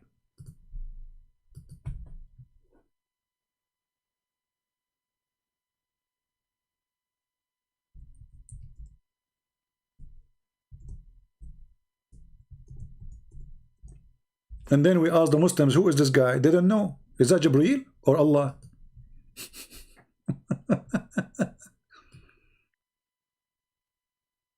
It says Fatadalla. Look at the translation. Look at this funny translation. So he is though strong, though strength. You're okay. Look at this crazy chapter. Look at this stupidity. By the star when it goes down. When the star go down, the star never go down. Get down where? On earth? So the stupid author of the Quran think the stars fall on us. This is a meteor, this is not a star.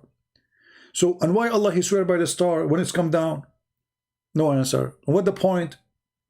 And then he says, your companion Muhammad is neither deceived and he is not erred. Nor he did speak of his own desire. Okay. It's only inspiration. How is inspiration if Jibreel coming to him and delivering the message? Inspiration if God speak to you directly in your head, not even by words. That is inspiration.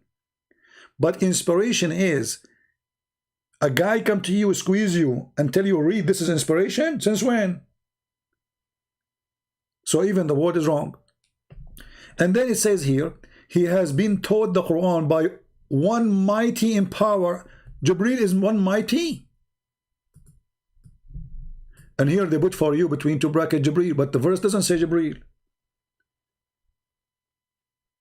And there's no way Muhammad talking about Jibreel. Because Jibreel is one mighty in power.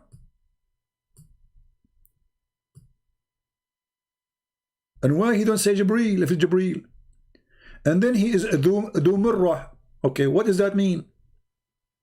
Free from any defect in the body and the mind. Like what? This is what Dhu Mirrah mean? If we change the translation, we will find different meaning. And Muhammad, he said, when he saw Jibreel in the hadith, he found him sitting in a throne. Jibreel sit in a throne. Why? He is Allah.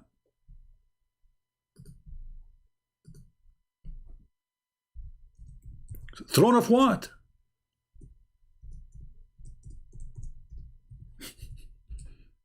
Madness.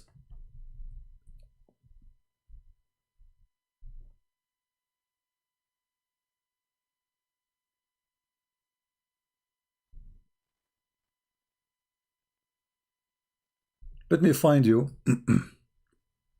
the hadith.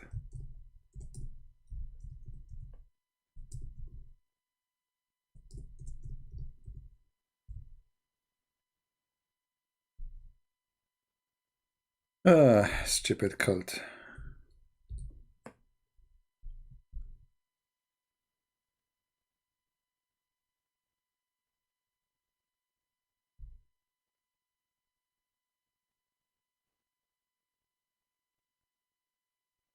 Let us find it. Hold on, give me a second.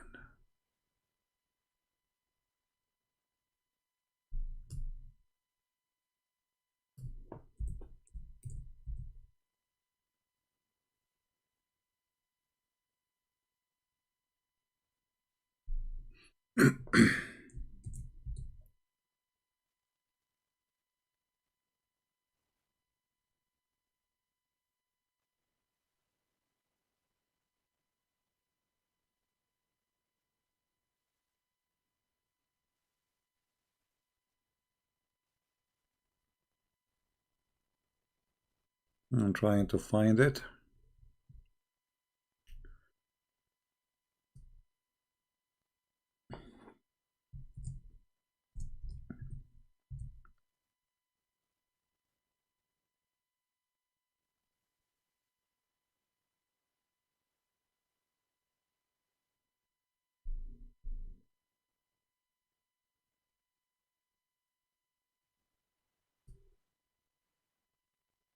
Anyway, the Quran itself, it says that he is on the throne.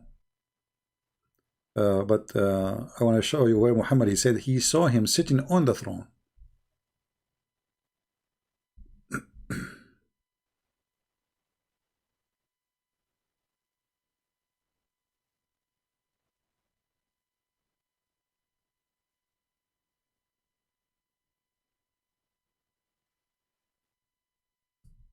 Let us see.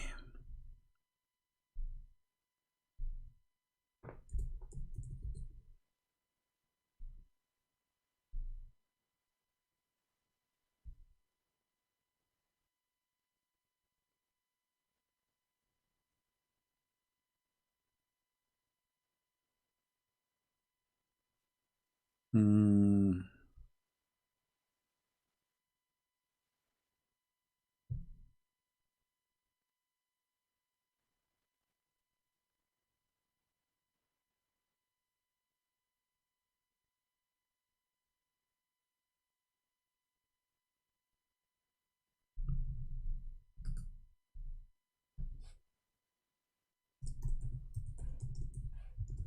See, sometime we want to find a hadith. It take time, but it's okay.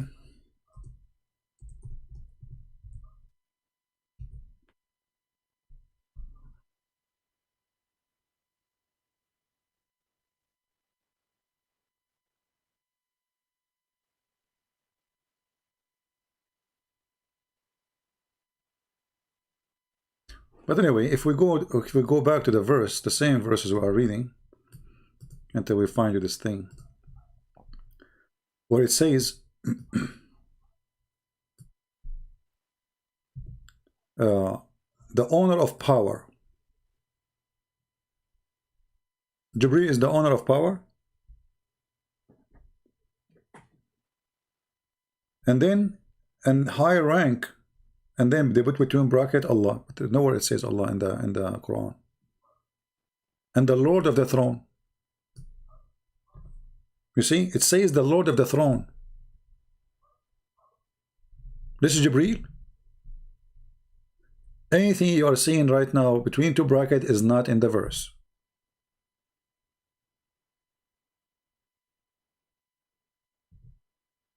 Change the translator.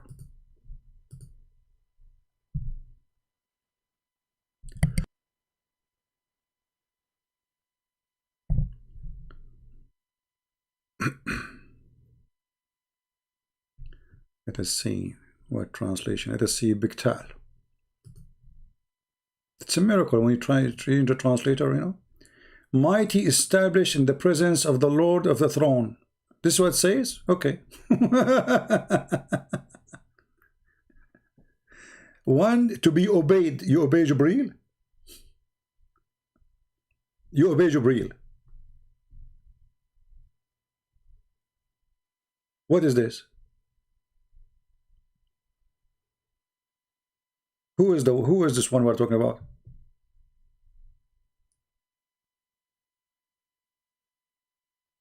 So Jibreel came to me, and Jibreel, he come to Muhammad like what?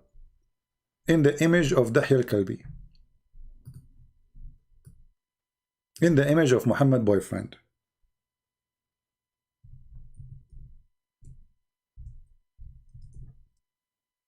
So anytime the Muslim, they see his boyfriend is sleeping late at night with him in his house,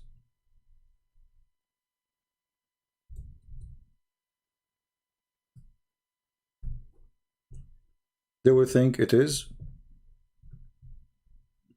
here we go, they will think this is Jibreel. I mean, cloning is one of the method Muhammad, he always appealed to his followers, that even Jibreel, when he come in the image of a very handsome young man who live in the same town of Muhammad.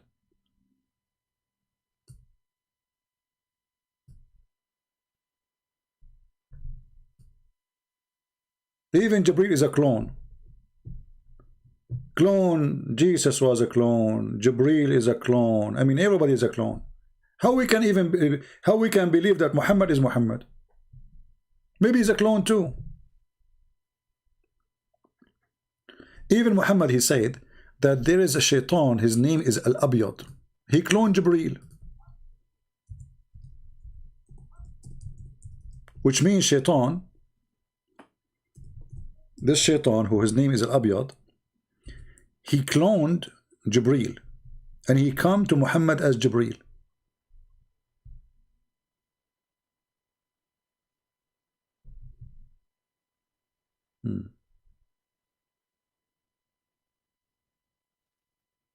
Let me see if I can find this one.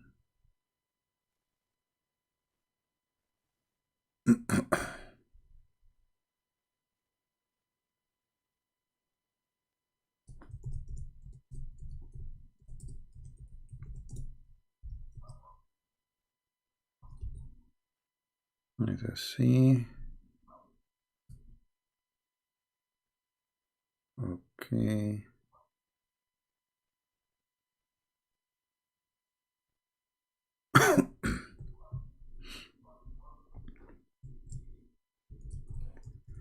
See how much work you need to do when you are trying to teach.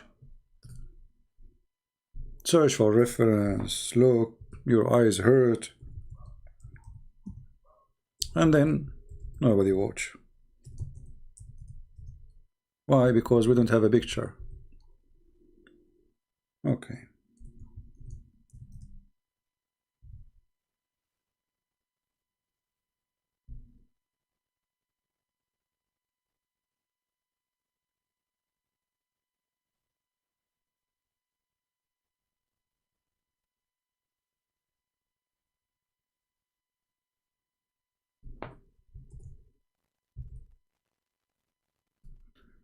Look like we have difficulty. Uh,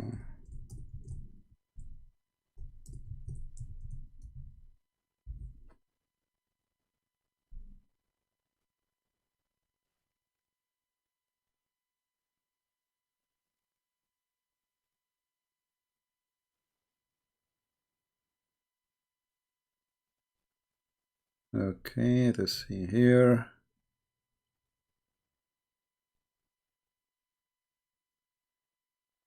I found the hadith about the names of shaitan. I don't want this one. We want about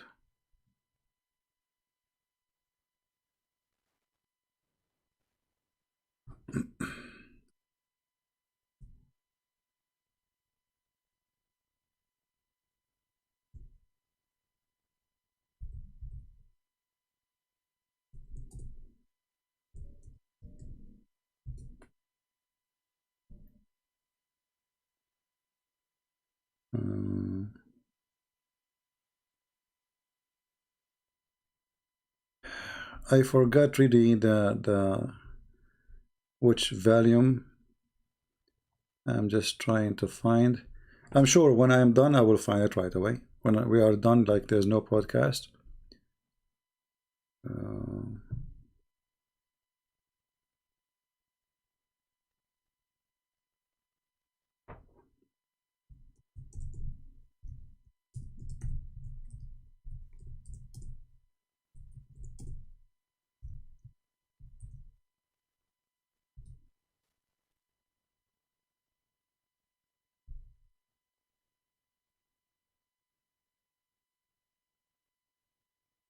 hmm.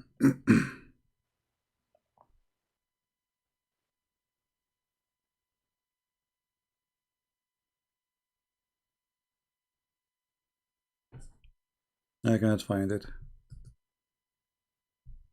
And now the Muslim they say, see, you cannot find it.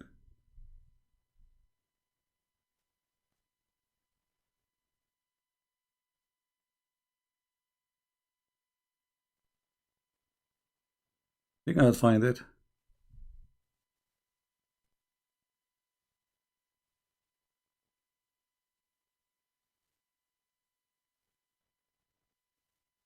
Maybe somebody find it.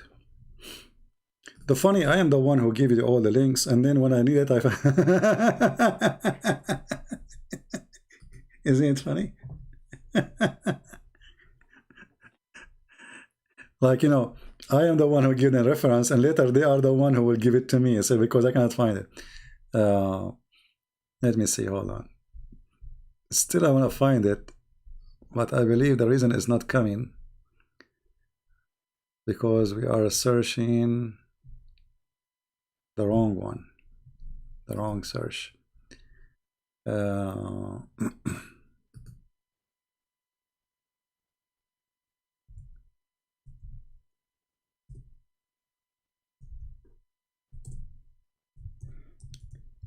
You see, when you search for something, you have to like put the exact word as it is in the book. Otherwise, it's not going to come. So you have to have a very sharp memory. All right.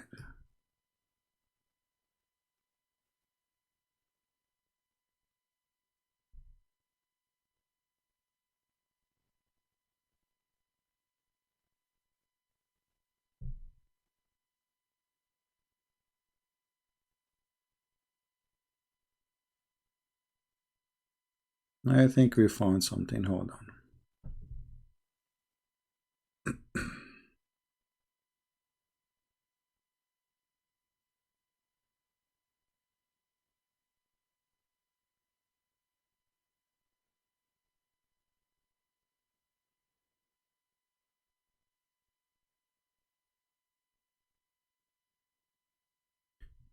Okay.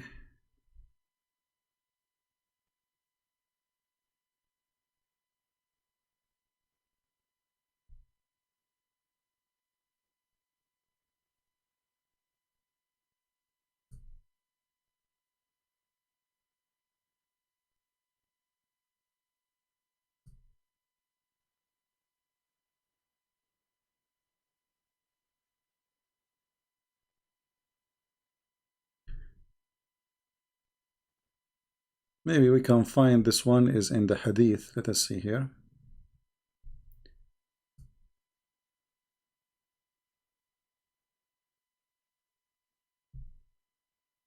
Let us try to find it here.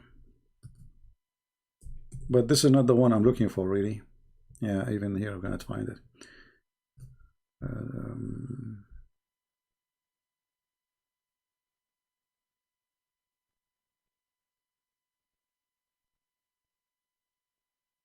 I can find them in Arabic, but not in English. Yeah.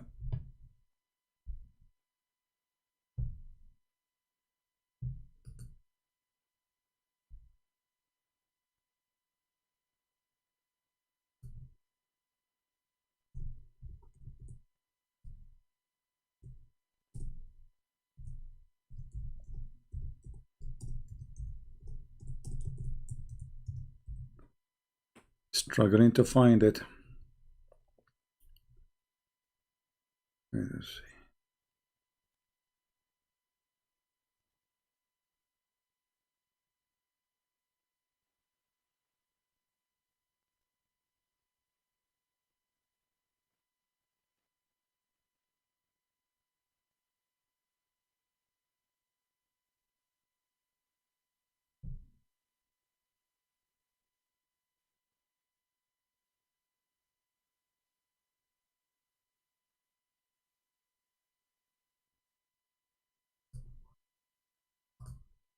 I know this is boring, right? Because I'm not, but I'm trying to find it.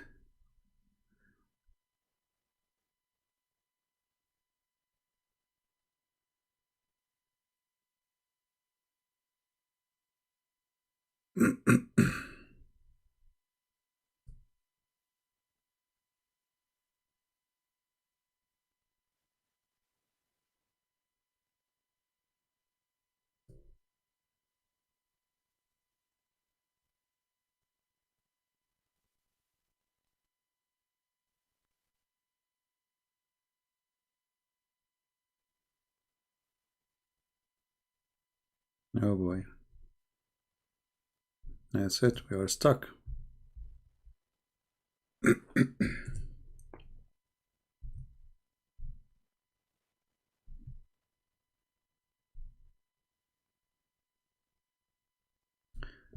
This is should appear actually. This is a story about the white shaitan or the Abyad who cloned Jibreel.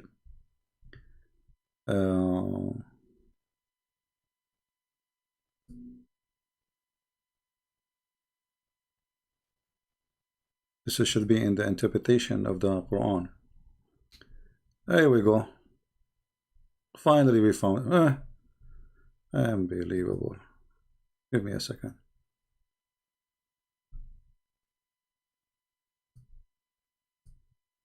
You see, it took us time, but you know, it's worth it. All right. Finally, I found the reference. All right. This is the book of Tafsir al-Baghawi, volume number 3, page number 294. I will post the link so next time if we look for it, I don't get dizzy. You see, because I forgot the issue, the reason the search is not coming, I forgot the volume number, and for sure I don't remember the page, but I forgot the exact sentence, because when you search you have to find that you have to type the whole sentence, not only a word. So here it says, so this is the interpretation of the chapter of Al-Hajj and verse number 54 to 58. It says here that Shaitan, his name is Al-Abyad, he came to Muhammad and he gave him the satanic verses. Let us translate to English.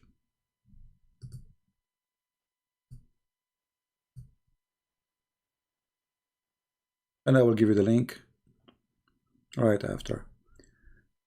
So this has happened. The devil, he cast in the tongue of Muhammad satanic verses. And it says here, let us see where it says, the white.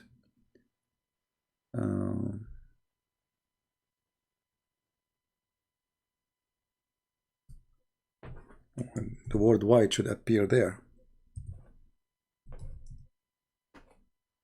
It's not coming. Google Translation took it off. Yeah, it should say here. Let us try. Yeah, anyway, you see, like when in the page, it says here, the shaitan, his name is white. But in the translation, inside the page, it doesn't show. I don't know why. All right. So this is Tafsir al-Baghawi, verse number, chapter of Al-Hajj, verse number 52. A shaitan, he came to him. His name is white. He is the one who do that. I will find the reference where it says that he came to him. So what he did, the shaitan, he cloned Jibreel. So when Muhammad, he thought this is Jibreel because he looked like Jibreel. And that's why they call him white. Why? Because he came to him as a white person. When shaitan in Islam is a black person. So he cloned Jibreel, he come as a white person, and he gave Muhammad satanic verses. And this is why Muhammad, he accepted those verses to be from Jibreel, because he's white. And he looked like him. True story again. So Muhammad here trying to find an excuse why he received satanic verses. He claimed that shaitan, he come to me in the image of Jibreel. Okay, so how I know? And he is white, so he was a white person.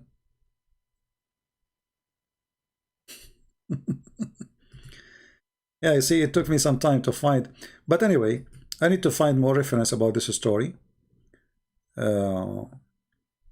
But you see here the cloning stories is all over Islam. So Jesus was a cloned, Jibreel was a cloned. What else? Allah, he cloned. There's a story. Let me remember. Man, I'm getting old. That's it. I'm not getting old. I'm old already.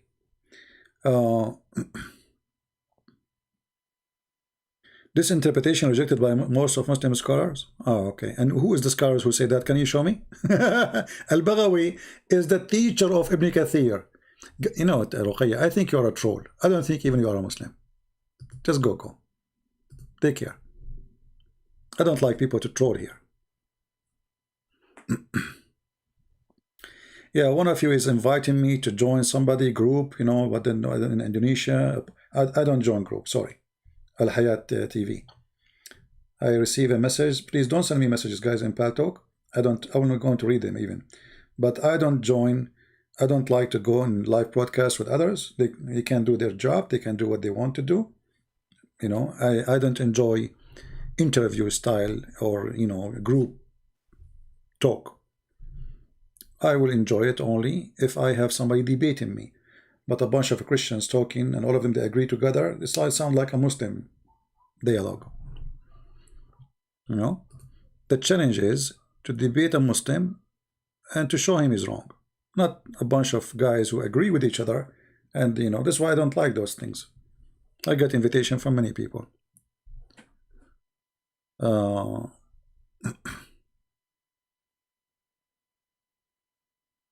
Anyway, so Jibreel, he come as he wish, but Allah, he cannot. Even, yes, I forgot. Yeah, actually, I want to mention this. Allah himself, he clone. Allah himself, he clone himself. How? If you remember, where Allah supposedly, according to Muhammad, he will come in a shape other than the one they saw first time. Remember the hadith? So Allah will come to them in a shape. And this shape is different shape. So Allah cloning Allah. Allah himself, he have a clone.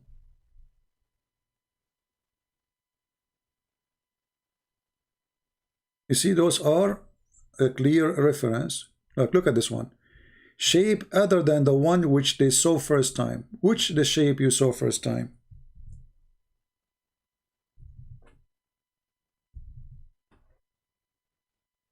You see it? Then the Almighty will come to them in a shape other than the one which they saw first time. When Allah, he was seen by Muslims. By who? Any Muslim can tell me? And then here Allah is a cloning Allah. Allah is a cloning Allah. There's a shape of Allah, and now Allah is making a new Allah. New shape. Right? Searching Truth, chapter 24, verse number 40. My friend, in that verse it says there is a cloud. What does the cloud have to do with the deep sea? Don't you see? It says it's stormy and the cloud. So obviously it is. He's not talking about the dark deep in the sea as the deep sea. He's talking about like when it's dark in the sky and the waves are coming like crazy. Then because the storm is so crazy, the cloud is the one forbidding the sun from coming. So you can't even see your arm. My friend, the answer is always there. When Muslim they make a fabrication, you can get them busted in the same claim. Same claim is the one. You can read the verse and then you will laugh. And then don't forget to read the verses after it, because the verses after it will show how stupid Allah is. Aka Muhammad. Allah, he sent hails from mountains in heaven. Always when Muslim they come to you with something, get them busted from the same claim. This is the verse. Read it.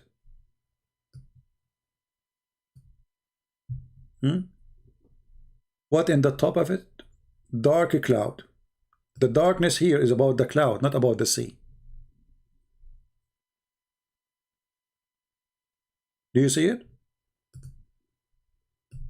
Or we are blind? If the deep sea is the one is dark, then there is no need to mention the cloud, because the cloud, if the sun is there or not, that will not change anything.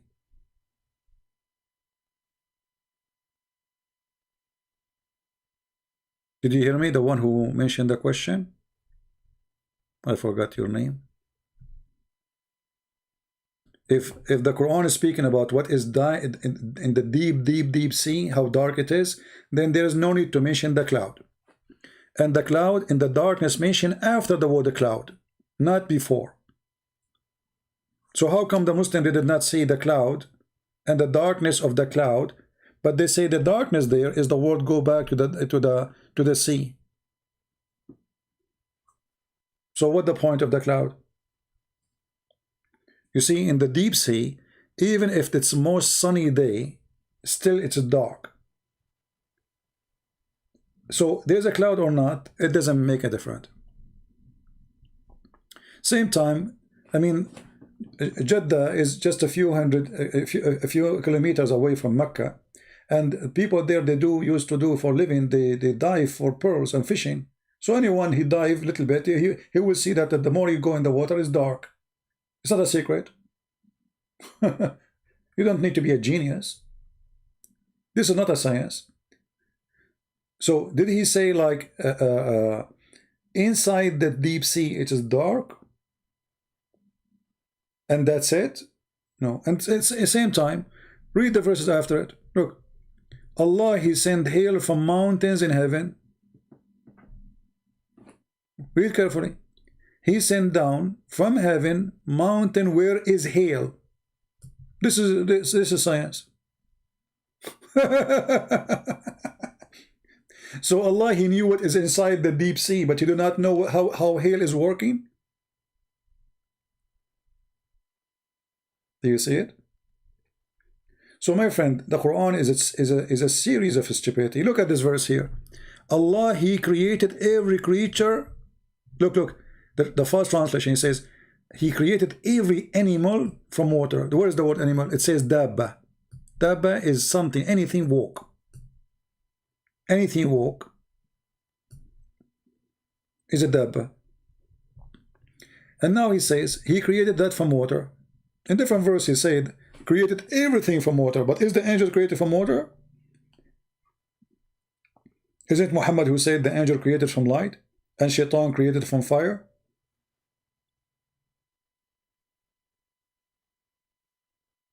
And then he says, and he created some who they walk in their belly. In which language you say walk in their belly? They don't walk in your belly, you creep.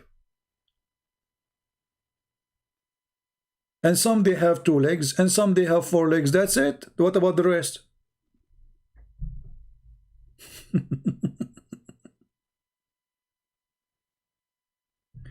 There's no need to call people names and say, shut up, you donkey, my friend. Why vendetta? Otherwise, we will give you time. Behave yourself, people.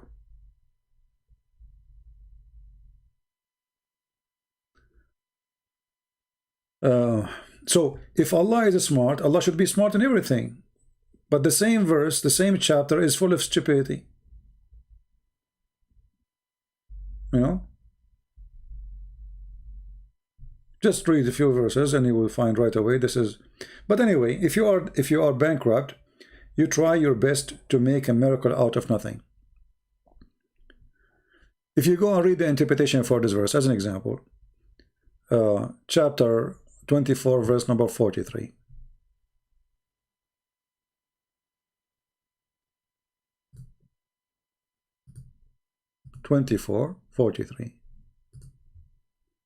Look at this madness. How come the Muslim don't make a video about it? Or Allah is smart in one place, they don't want to talk about the rest? Just 2 verses after it. They don't want to mention it because it's horrible. Okay. Where Allah He send, how He make hail. He have mountains of hail in the sky. Read it. He sent down from the heaven mountain wherein is hail. He says he sent down hail from mountains in heaven. Do you see it?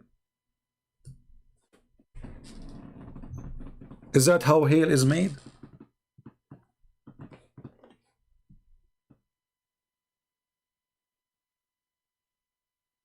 So, you know, when either we have a smart God, he always speaks smart, or he is a stupid sometime or a smart sometime. That will not make him God.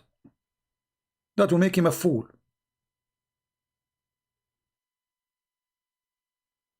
Right?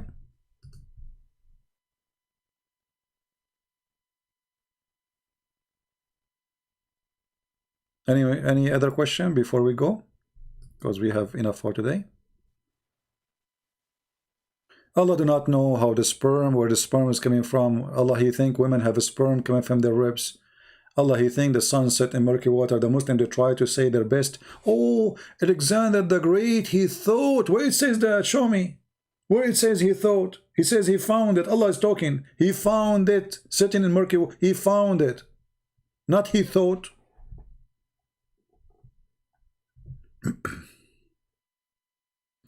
Some say that Allah become a fire and come in the tree. The Muslim, you see, the Muslims are confused. This is the story, a story from the Bible, right? When God He came to Moses, He saw a fire in the bushes. The same story exists in the Quran, but that story make the Muslim confused, and nobody dare even to explain it. Look what the Quran says.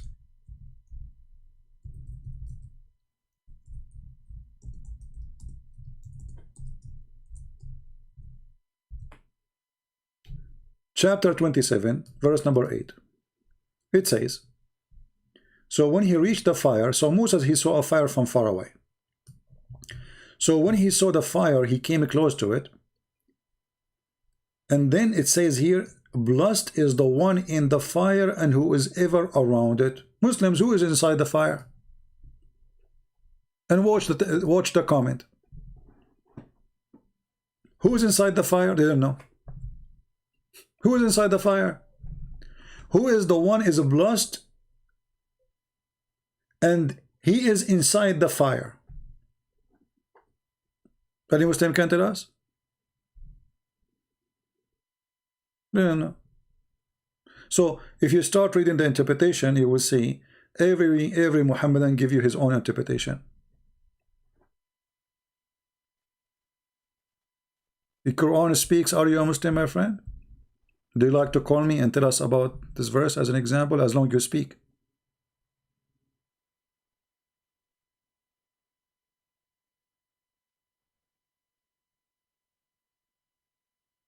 Didn't know.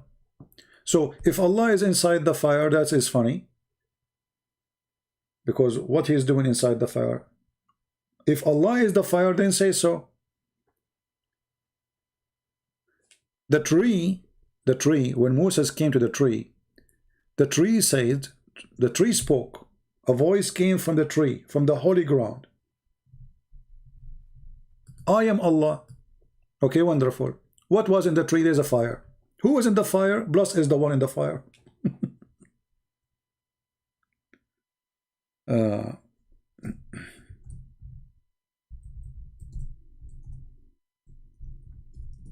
This is what happened when a thief, he steals a story from different book. He is confused, and his followers, they are more confused. So in chapter 28, verse number 30, it says, so, and when he reached what? The fire.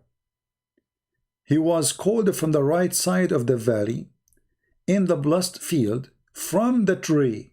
O Moses, Lu, I am Allah, the Lord of the world.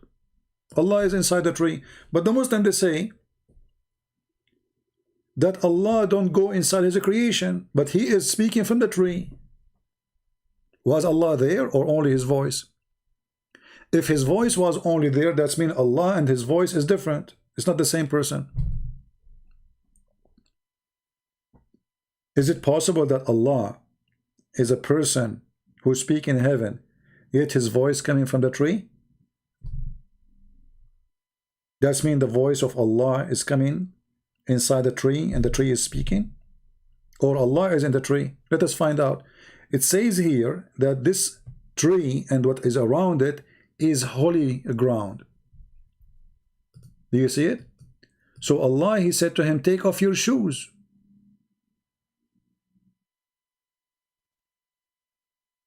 Why you want to take off your shoes? Because this is holy ground. You cannot walk. Okay, if it's only the voice of Allah there, there is no need to take off your shoes, because Allah is not there.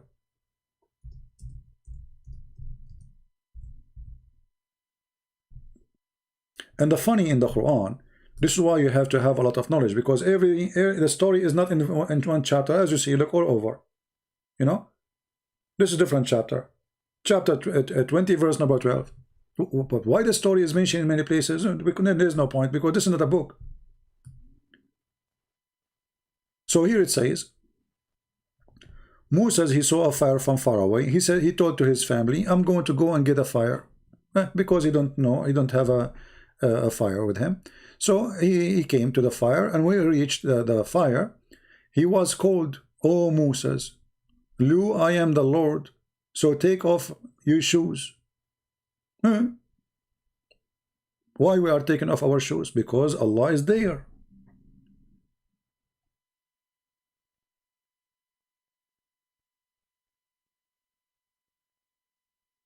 And the funny here says, there's no Allah but me. There's no God but me. Okay.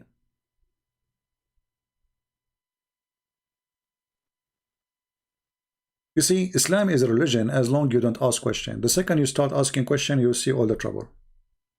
This is why chapter 5 verse 101 says, ask no questions.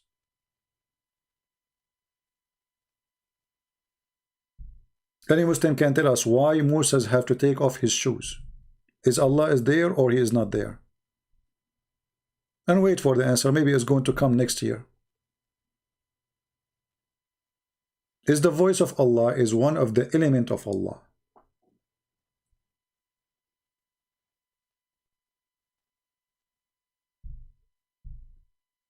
Is the voice of Allah is holy. Is the voice of Allah is Allah. Is the voice of Allah is just a voice, which means energy, like every energy?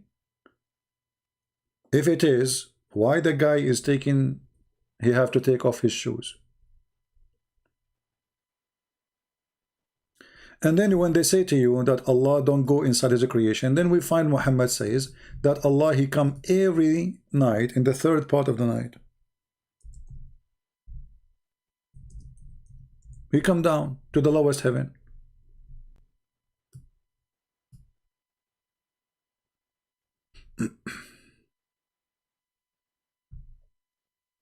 You know the hadith. Let me find it. So simply, Islam is a chain of contradictions.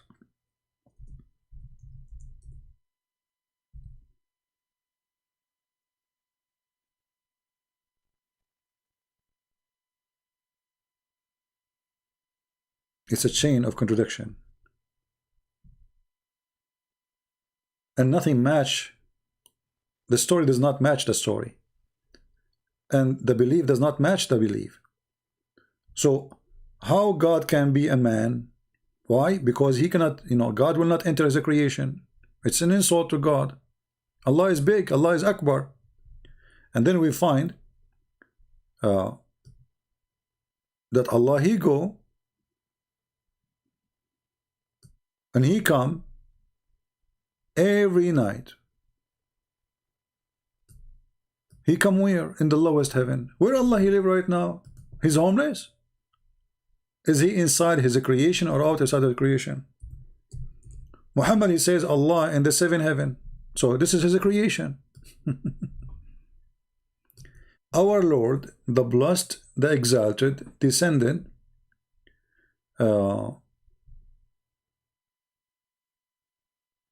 every night to the lowest heaven. So how you Muslim, you saying you refuse to accept that God can be inside his creation, and now Allah is in the lowest heaven. There is 7 heavens. Allah have to go through heaven number 7, 6, 5, 4, 3, 2, 1, and there he stopped. Do you see it? So simply, Islam is a collection of legends and stories, and there is no religion, because Islam does not match Islam. So do Muhammad know what he's talking about? Can Allah be inside his creation or not? When the Quran says that after Allah he finished creating the earth, he went up to heaven, so where he was? That means he was inside his creation. When you say he went up, that means he was down. Correct?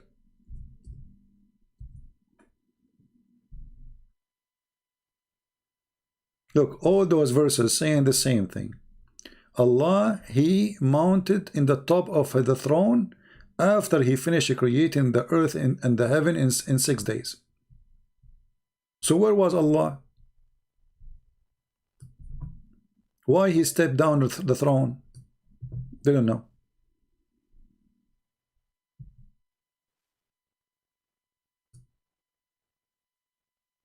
And the funny here says, will you not remember why we were there? Did we see Allah go into the throne? I mean, when you say to somebody, don't you remember?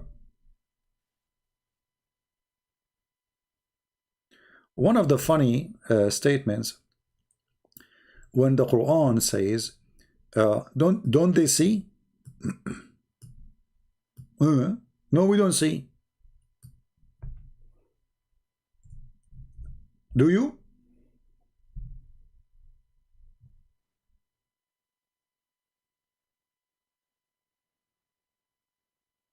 Muslim, did you see when Allah he created the earth and the heaven?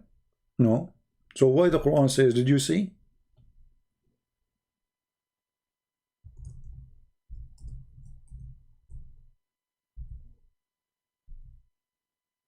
Don't you know that Allah he can see? How Allah can see?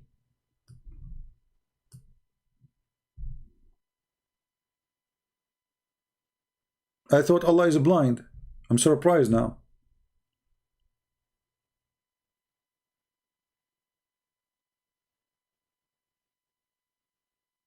How Allah can see? Do Allah have eyes? Zakir Naik, he said, Allah he see. How we see? We don't know. Allahu alam. Allah he see. He says, yes. He hear. Yes. How he hear? Allahu alam. Allah have a body. Yes. How his body look like? Allahu alam. So what is your religion? What is exactly your religion? What do you have? You have nothing. You don't know about, they don't know anything about their God. Allah he see. How do you see? We don't know. Allah have eyes. How his eyes? We don't know. Allah he can hear. How he hear? We don't know. Allah have a body. How his body? We don't know. So what do you know? What do you know about this God? Nothing. Their God is just an idea of somebody. His name is Allah, which means God-lah. Okay, who is this God? Nobody knows. Even you ask a Muslim, who is Allah? He says the creator. Well, the Quran says he is the best of the creators. How Allah is the creator? When you say the creator, that's mean all inclusive. Exclusive, sorry. I mean, it means it's him, only him. No, there's no other creator. Chapter 6, 102, it says, he is the one who created everything, so worship him. Wonderful. Chapter 13, verse number 16, he is say that Allah is the one who created everything. Wonderful. And then he say in chapter 23, verse number 14, Allah is the best of the creators. Not wonderful? Because either there is other creators or Allah is lying. Is he the best of the creators? Or the verse here is exaggerating?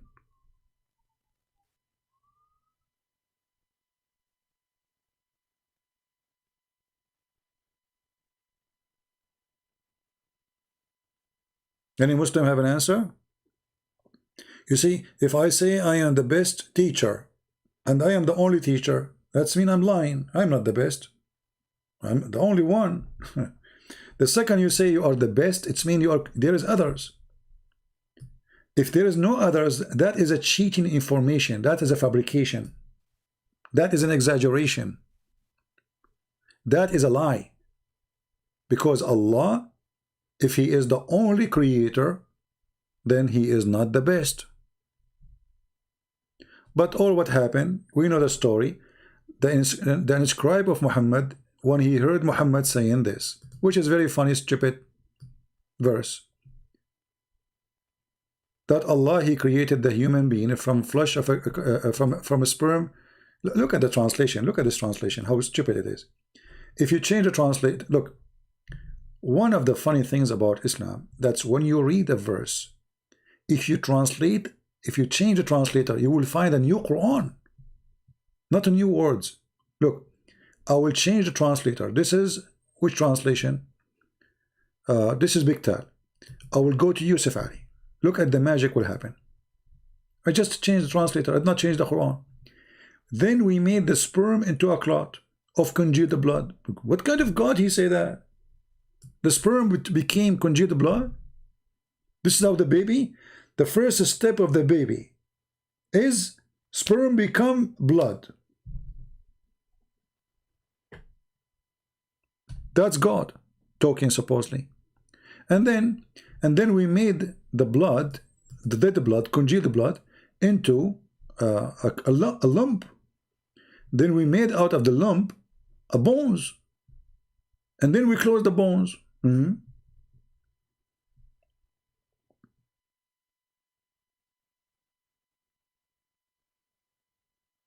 Supposedly Allah is telling you how he created you. So, and then he says he is the best. And look, we just changed the translator. Look what happened. The best to create. Where is the word the creators is gone? You see? We changed the translator. The word the creators is gone. Liar. So, to make it simple, Islam is a collection of stupid stories. All of it is a theft. Muhammad is nothing but a if he exists. I'm not sure if he exists anyway. But I don't discuss this topic about his existence because it doesn't make any difference. There's hundreds of millions believe in him, exist or not. So I discuss the stupid things he said, not if he exists or not. But if you look with me for a second, you will find that everything there is wrong. When you say I am the best of the creators, And you know, when Allah he says he is the one who created everything, so why the Quran says that that Jesus says I create for you? Didn't Jesus in the Quran says I create for you, and then it says by the permission of Allah? That doesn't matter by permission of Allah or not. He is a creator. Jesus is a creator.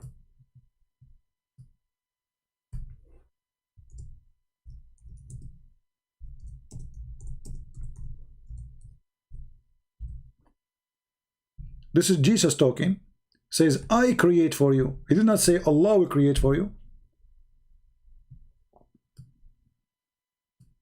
I came to you a sign from your Lord. And then he says, I make for you out of a clay, as it were a figure of a bird.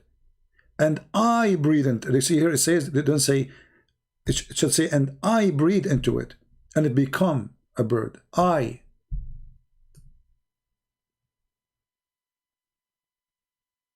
Inni akhluqu lakum. I create. Look, they took it off. If we take this to Google Translation, just to show you how they lie in the translation, or even if we change the translator, let us change the translator to see if the word I will appear. That's I create. This is Yusuf Ali. Let us go to Biktal. Sorry, Hilali and Khan. What happened? Let us see. And we'll make, etc. It says, I have come to you with the sign of your Lord. I designed for you out of the clay, as it were a figure of a bird, and breathe into it. He took the I off. You should say, and I, not design. Where it says the word design, it says, I, ana akhluq, inni akhluq, I create. Look, they are avoiding to say the word I create. I design. I design. This is what the verse is saying. I will take it to Google Translation, just to get them busted.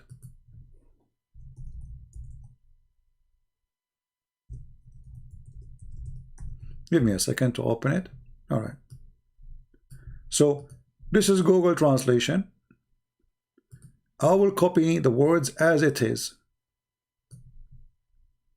إني أخلق لكم من الطين كهيئة الطير.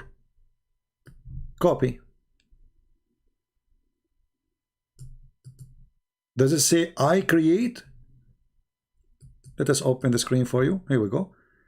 I will copy in the front of you. Does it say I create? Why they are saying I design? Because it's embarrassing. Jesus is the creator. So we go to Google Translation. We paste the text as it is.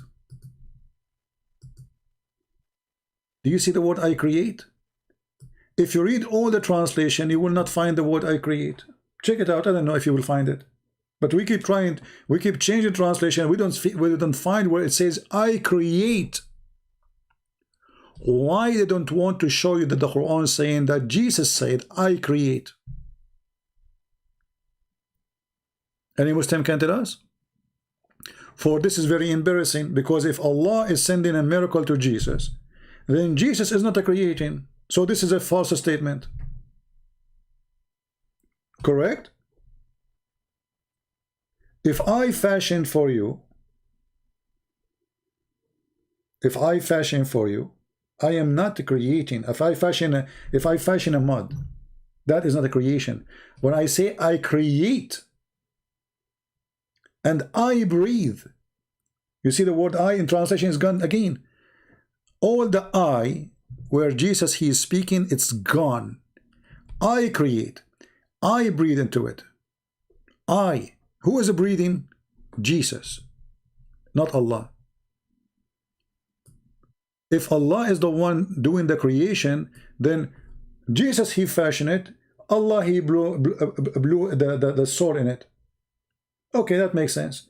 But the one who blew the soul in the clay is Jesus. So from the breath of Jesus life come. How that can be if Jesus is just a man?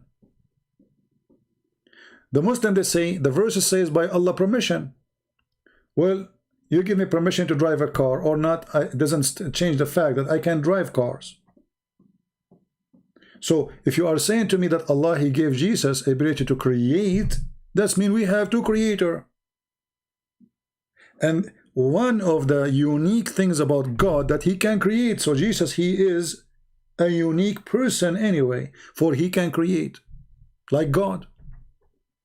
But yet he's not God for you. So how he is not God, but he is a person who can do what God can do? According to this story here, right now in the space, we have a flying birds created by Jesus. Any Muslim can deny it? In the sky right now, there's birds, according to the Quran, created by Jesus.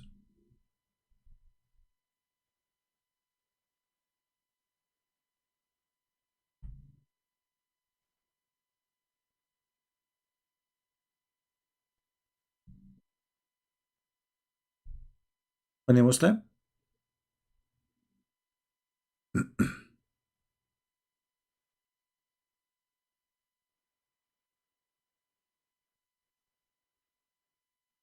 All right. All right, I think we have enough for today. This is one of the funny things about our broadcast. We say we are going to leave an hour ago, and it keep going. But what we can do, I mean, ideas come after ideas, a question, they come. This is why sometimes I like to disable the chat, actually. So from now on, I think what I would do, when I want to make the video short, I will disable the chat so I can keep it short. I said to myself, man, I mean, it is Saturday night. It's already, we are Sunday, actually. Saturday night. And I'm going to talk about Islam. I mean, come on, it's disgusting. But what I can do? So I said, okay, let me make it maybe half hour. And how long we are here now? Honestly, I have to disable the chat next time, maybe. To make it, when I decide to make it short, we will keep it on, the chat on, when I want to stay longer. If I want to make it short, I have to disable the chat. Forgive me. Because and sometimes chat is, you know, I mean, crazy. But anyway, I think all of you are convinced now, and now let us memorize what we learned. How Allah created the cat. Who remember? How Allah created the cat? Who remember? Nobody remember.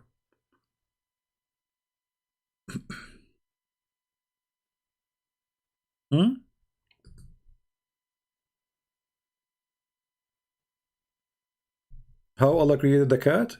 The title of our video. So next time, if you want to like talk about this topic, do we have the reference? Who said the reference?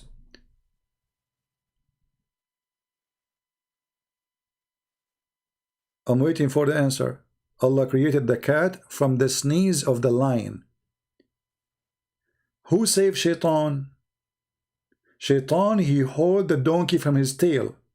So Noah, he allowed him to jump in the ship with the donkey. Why Allah created the cat? There was a mice in the ship. Noah, he allowed the mice to get in the ship with her husband. And the people, they were afraid that the mice will eat their food. So Allah, he inspired the lion after he gave him a fever to sneeze. And the second he sneezed, a cat came from his mouth.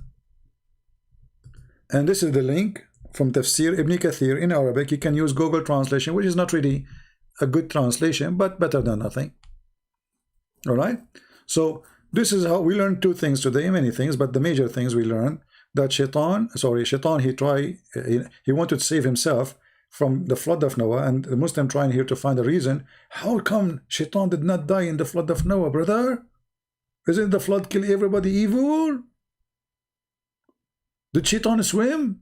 So Muhammad, he come with this fabricated story that Shaitan, he hold the donkey from his tail, and he don't want the donkey to get in unless he can get in too. And Noah give up because the water is coming. So he told the donkey, get in even if Shaitan is with you. And this is how Shaitan was able to get in. True story. And then the people complain that the mice is inside. This is the story here. They complain that the mice are inside the ship, and the mice is going to eat their food. So Allah, He made the lion sneeze, and then the cat came out, and the problem solved. So now we understand that Allah, He cared for us. I mean, look at it. I mean, how they can survive, and they are in the ship and they have a mice with them?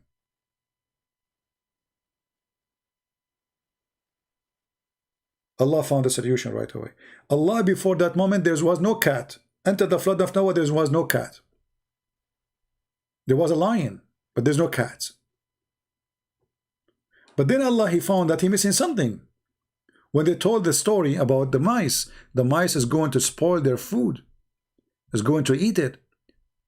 So Allah, He decided to do something fast in the moment. He could not have created, I mean, look, the Muslim, they say Allah, He said B is going to be. No, Allah, He make you sneeze, and then He creates something from your sneeze. So He made the lion sneeze, and right away cat came out. It's not like a cat is going to carry a baby, a little kitten, they will come after a few months. No, they need the cat right now. The mice will eat their food. Because Noah, he put in the ship from every animal, male and female, wife and husband. So Mrs. Mice and her husband, Mr. Rat, they were in the ship, and now they are afraid that is going to spill their food. And then when Allah, He inspired the lion to sneeze, a cat came out from his mouth.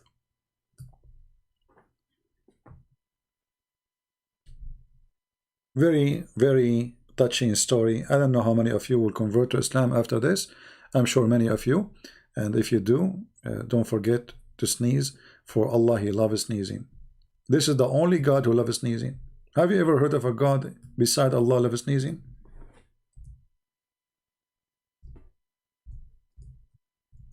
If you say, if you say those things to people, they will laugh at you. They will say you are lying. That's not true. Okay. So look, it says, Allah loves sneezing. Allah would love? The Prophet said, Allah loves sneezing, but dislike yawning. True. I mean, who of us don't like sneezing? Actually, by the way, I sneezed. I just muted my mic, so you don't hear me. I sneezed really a very strong sneeze. So, achoo, so Allah, He loves sneezing, and He dislikes yawning. Why? Because Shaitan, when you yawn, Shaitan, he jump inside your mouth, and Shaitan, he laugh at you when you do like ha ha ha ha. This is true. This is always true. Shaitan, he jump inside your opening, and he laugh at you when you do yawning. But no way he can do that when you are sneezing. So, my friends, as a believers in the great, amazing fairy tale storyteller Allah, let us sneeze to make Allah happy. Can we join the club of sneeze for the sake of Allah?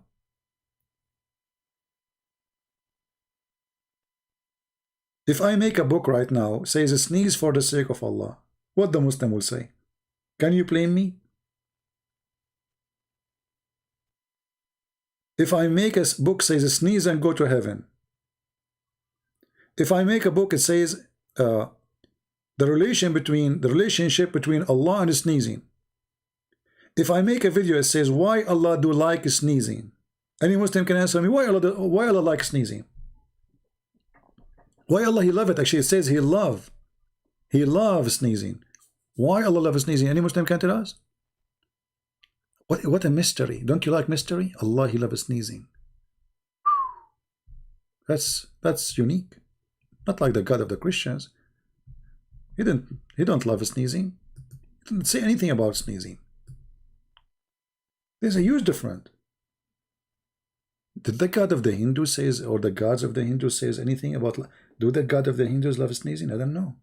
Do Buddhas love sneezing? Only Allah loves sneezing.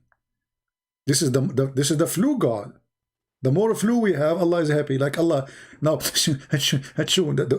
I can assume now. Actually, I guarantee you that in winter time, Allah is so happy. He loves sneezing. Winter come, flu come, people sneeze, your nose start running, which is funny English. I mean, how in the world this English work? Right? Nose is running. What running nose? I mean, your nose is there. But anyway, the English is the same as the Quran. Sometimes the nose is running, the same as the stone of Moses who stole the clothes of Moses and start running. Anyway, things happen. So I mean, we have to appreciate this sneezing. Love God. And now in winter, I can guarantee you that Allah is like having His best time, winter time. How many million sneeze a day, especially with Corona? Unbelievable. Allah is so excited. Once I opened a chat room in Paltalk, I called it, "Let us sneeze for the sake of Allah." The Muslims, they went to Paltalk admins and complain. Why you complain? I mean, what's wrong with you? I open a chat. It's called "Sneeze, let us sneeze for the sake of Allah." You take the mic, you sneeze, we make Allah happy. Why you get upset? This is what your Prophet saying. Sneezing is from Allah, not only from the flu, it's from Allah. Don't you know that? Sneezing is from Allah. Look, read carefully. And as you see, this is Sahih. The sneeze is from Allah, the yawn is from Shaitan. True story. Can you have the chapter? My friend, anytime you watch my videos, you want to find those things, you can just type those words in the website.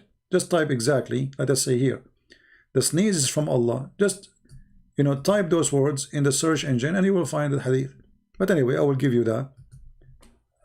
I will give you the link. And actually, the admin is posting the link anyway.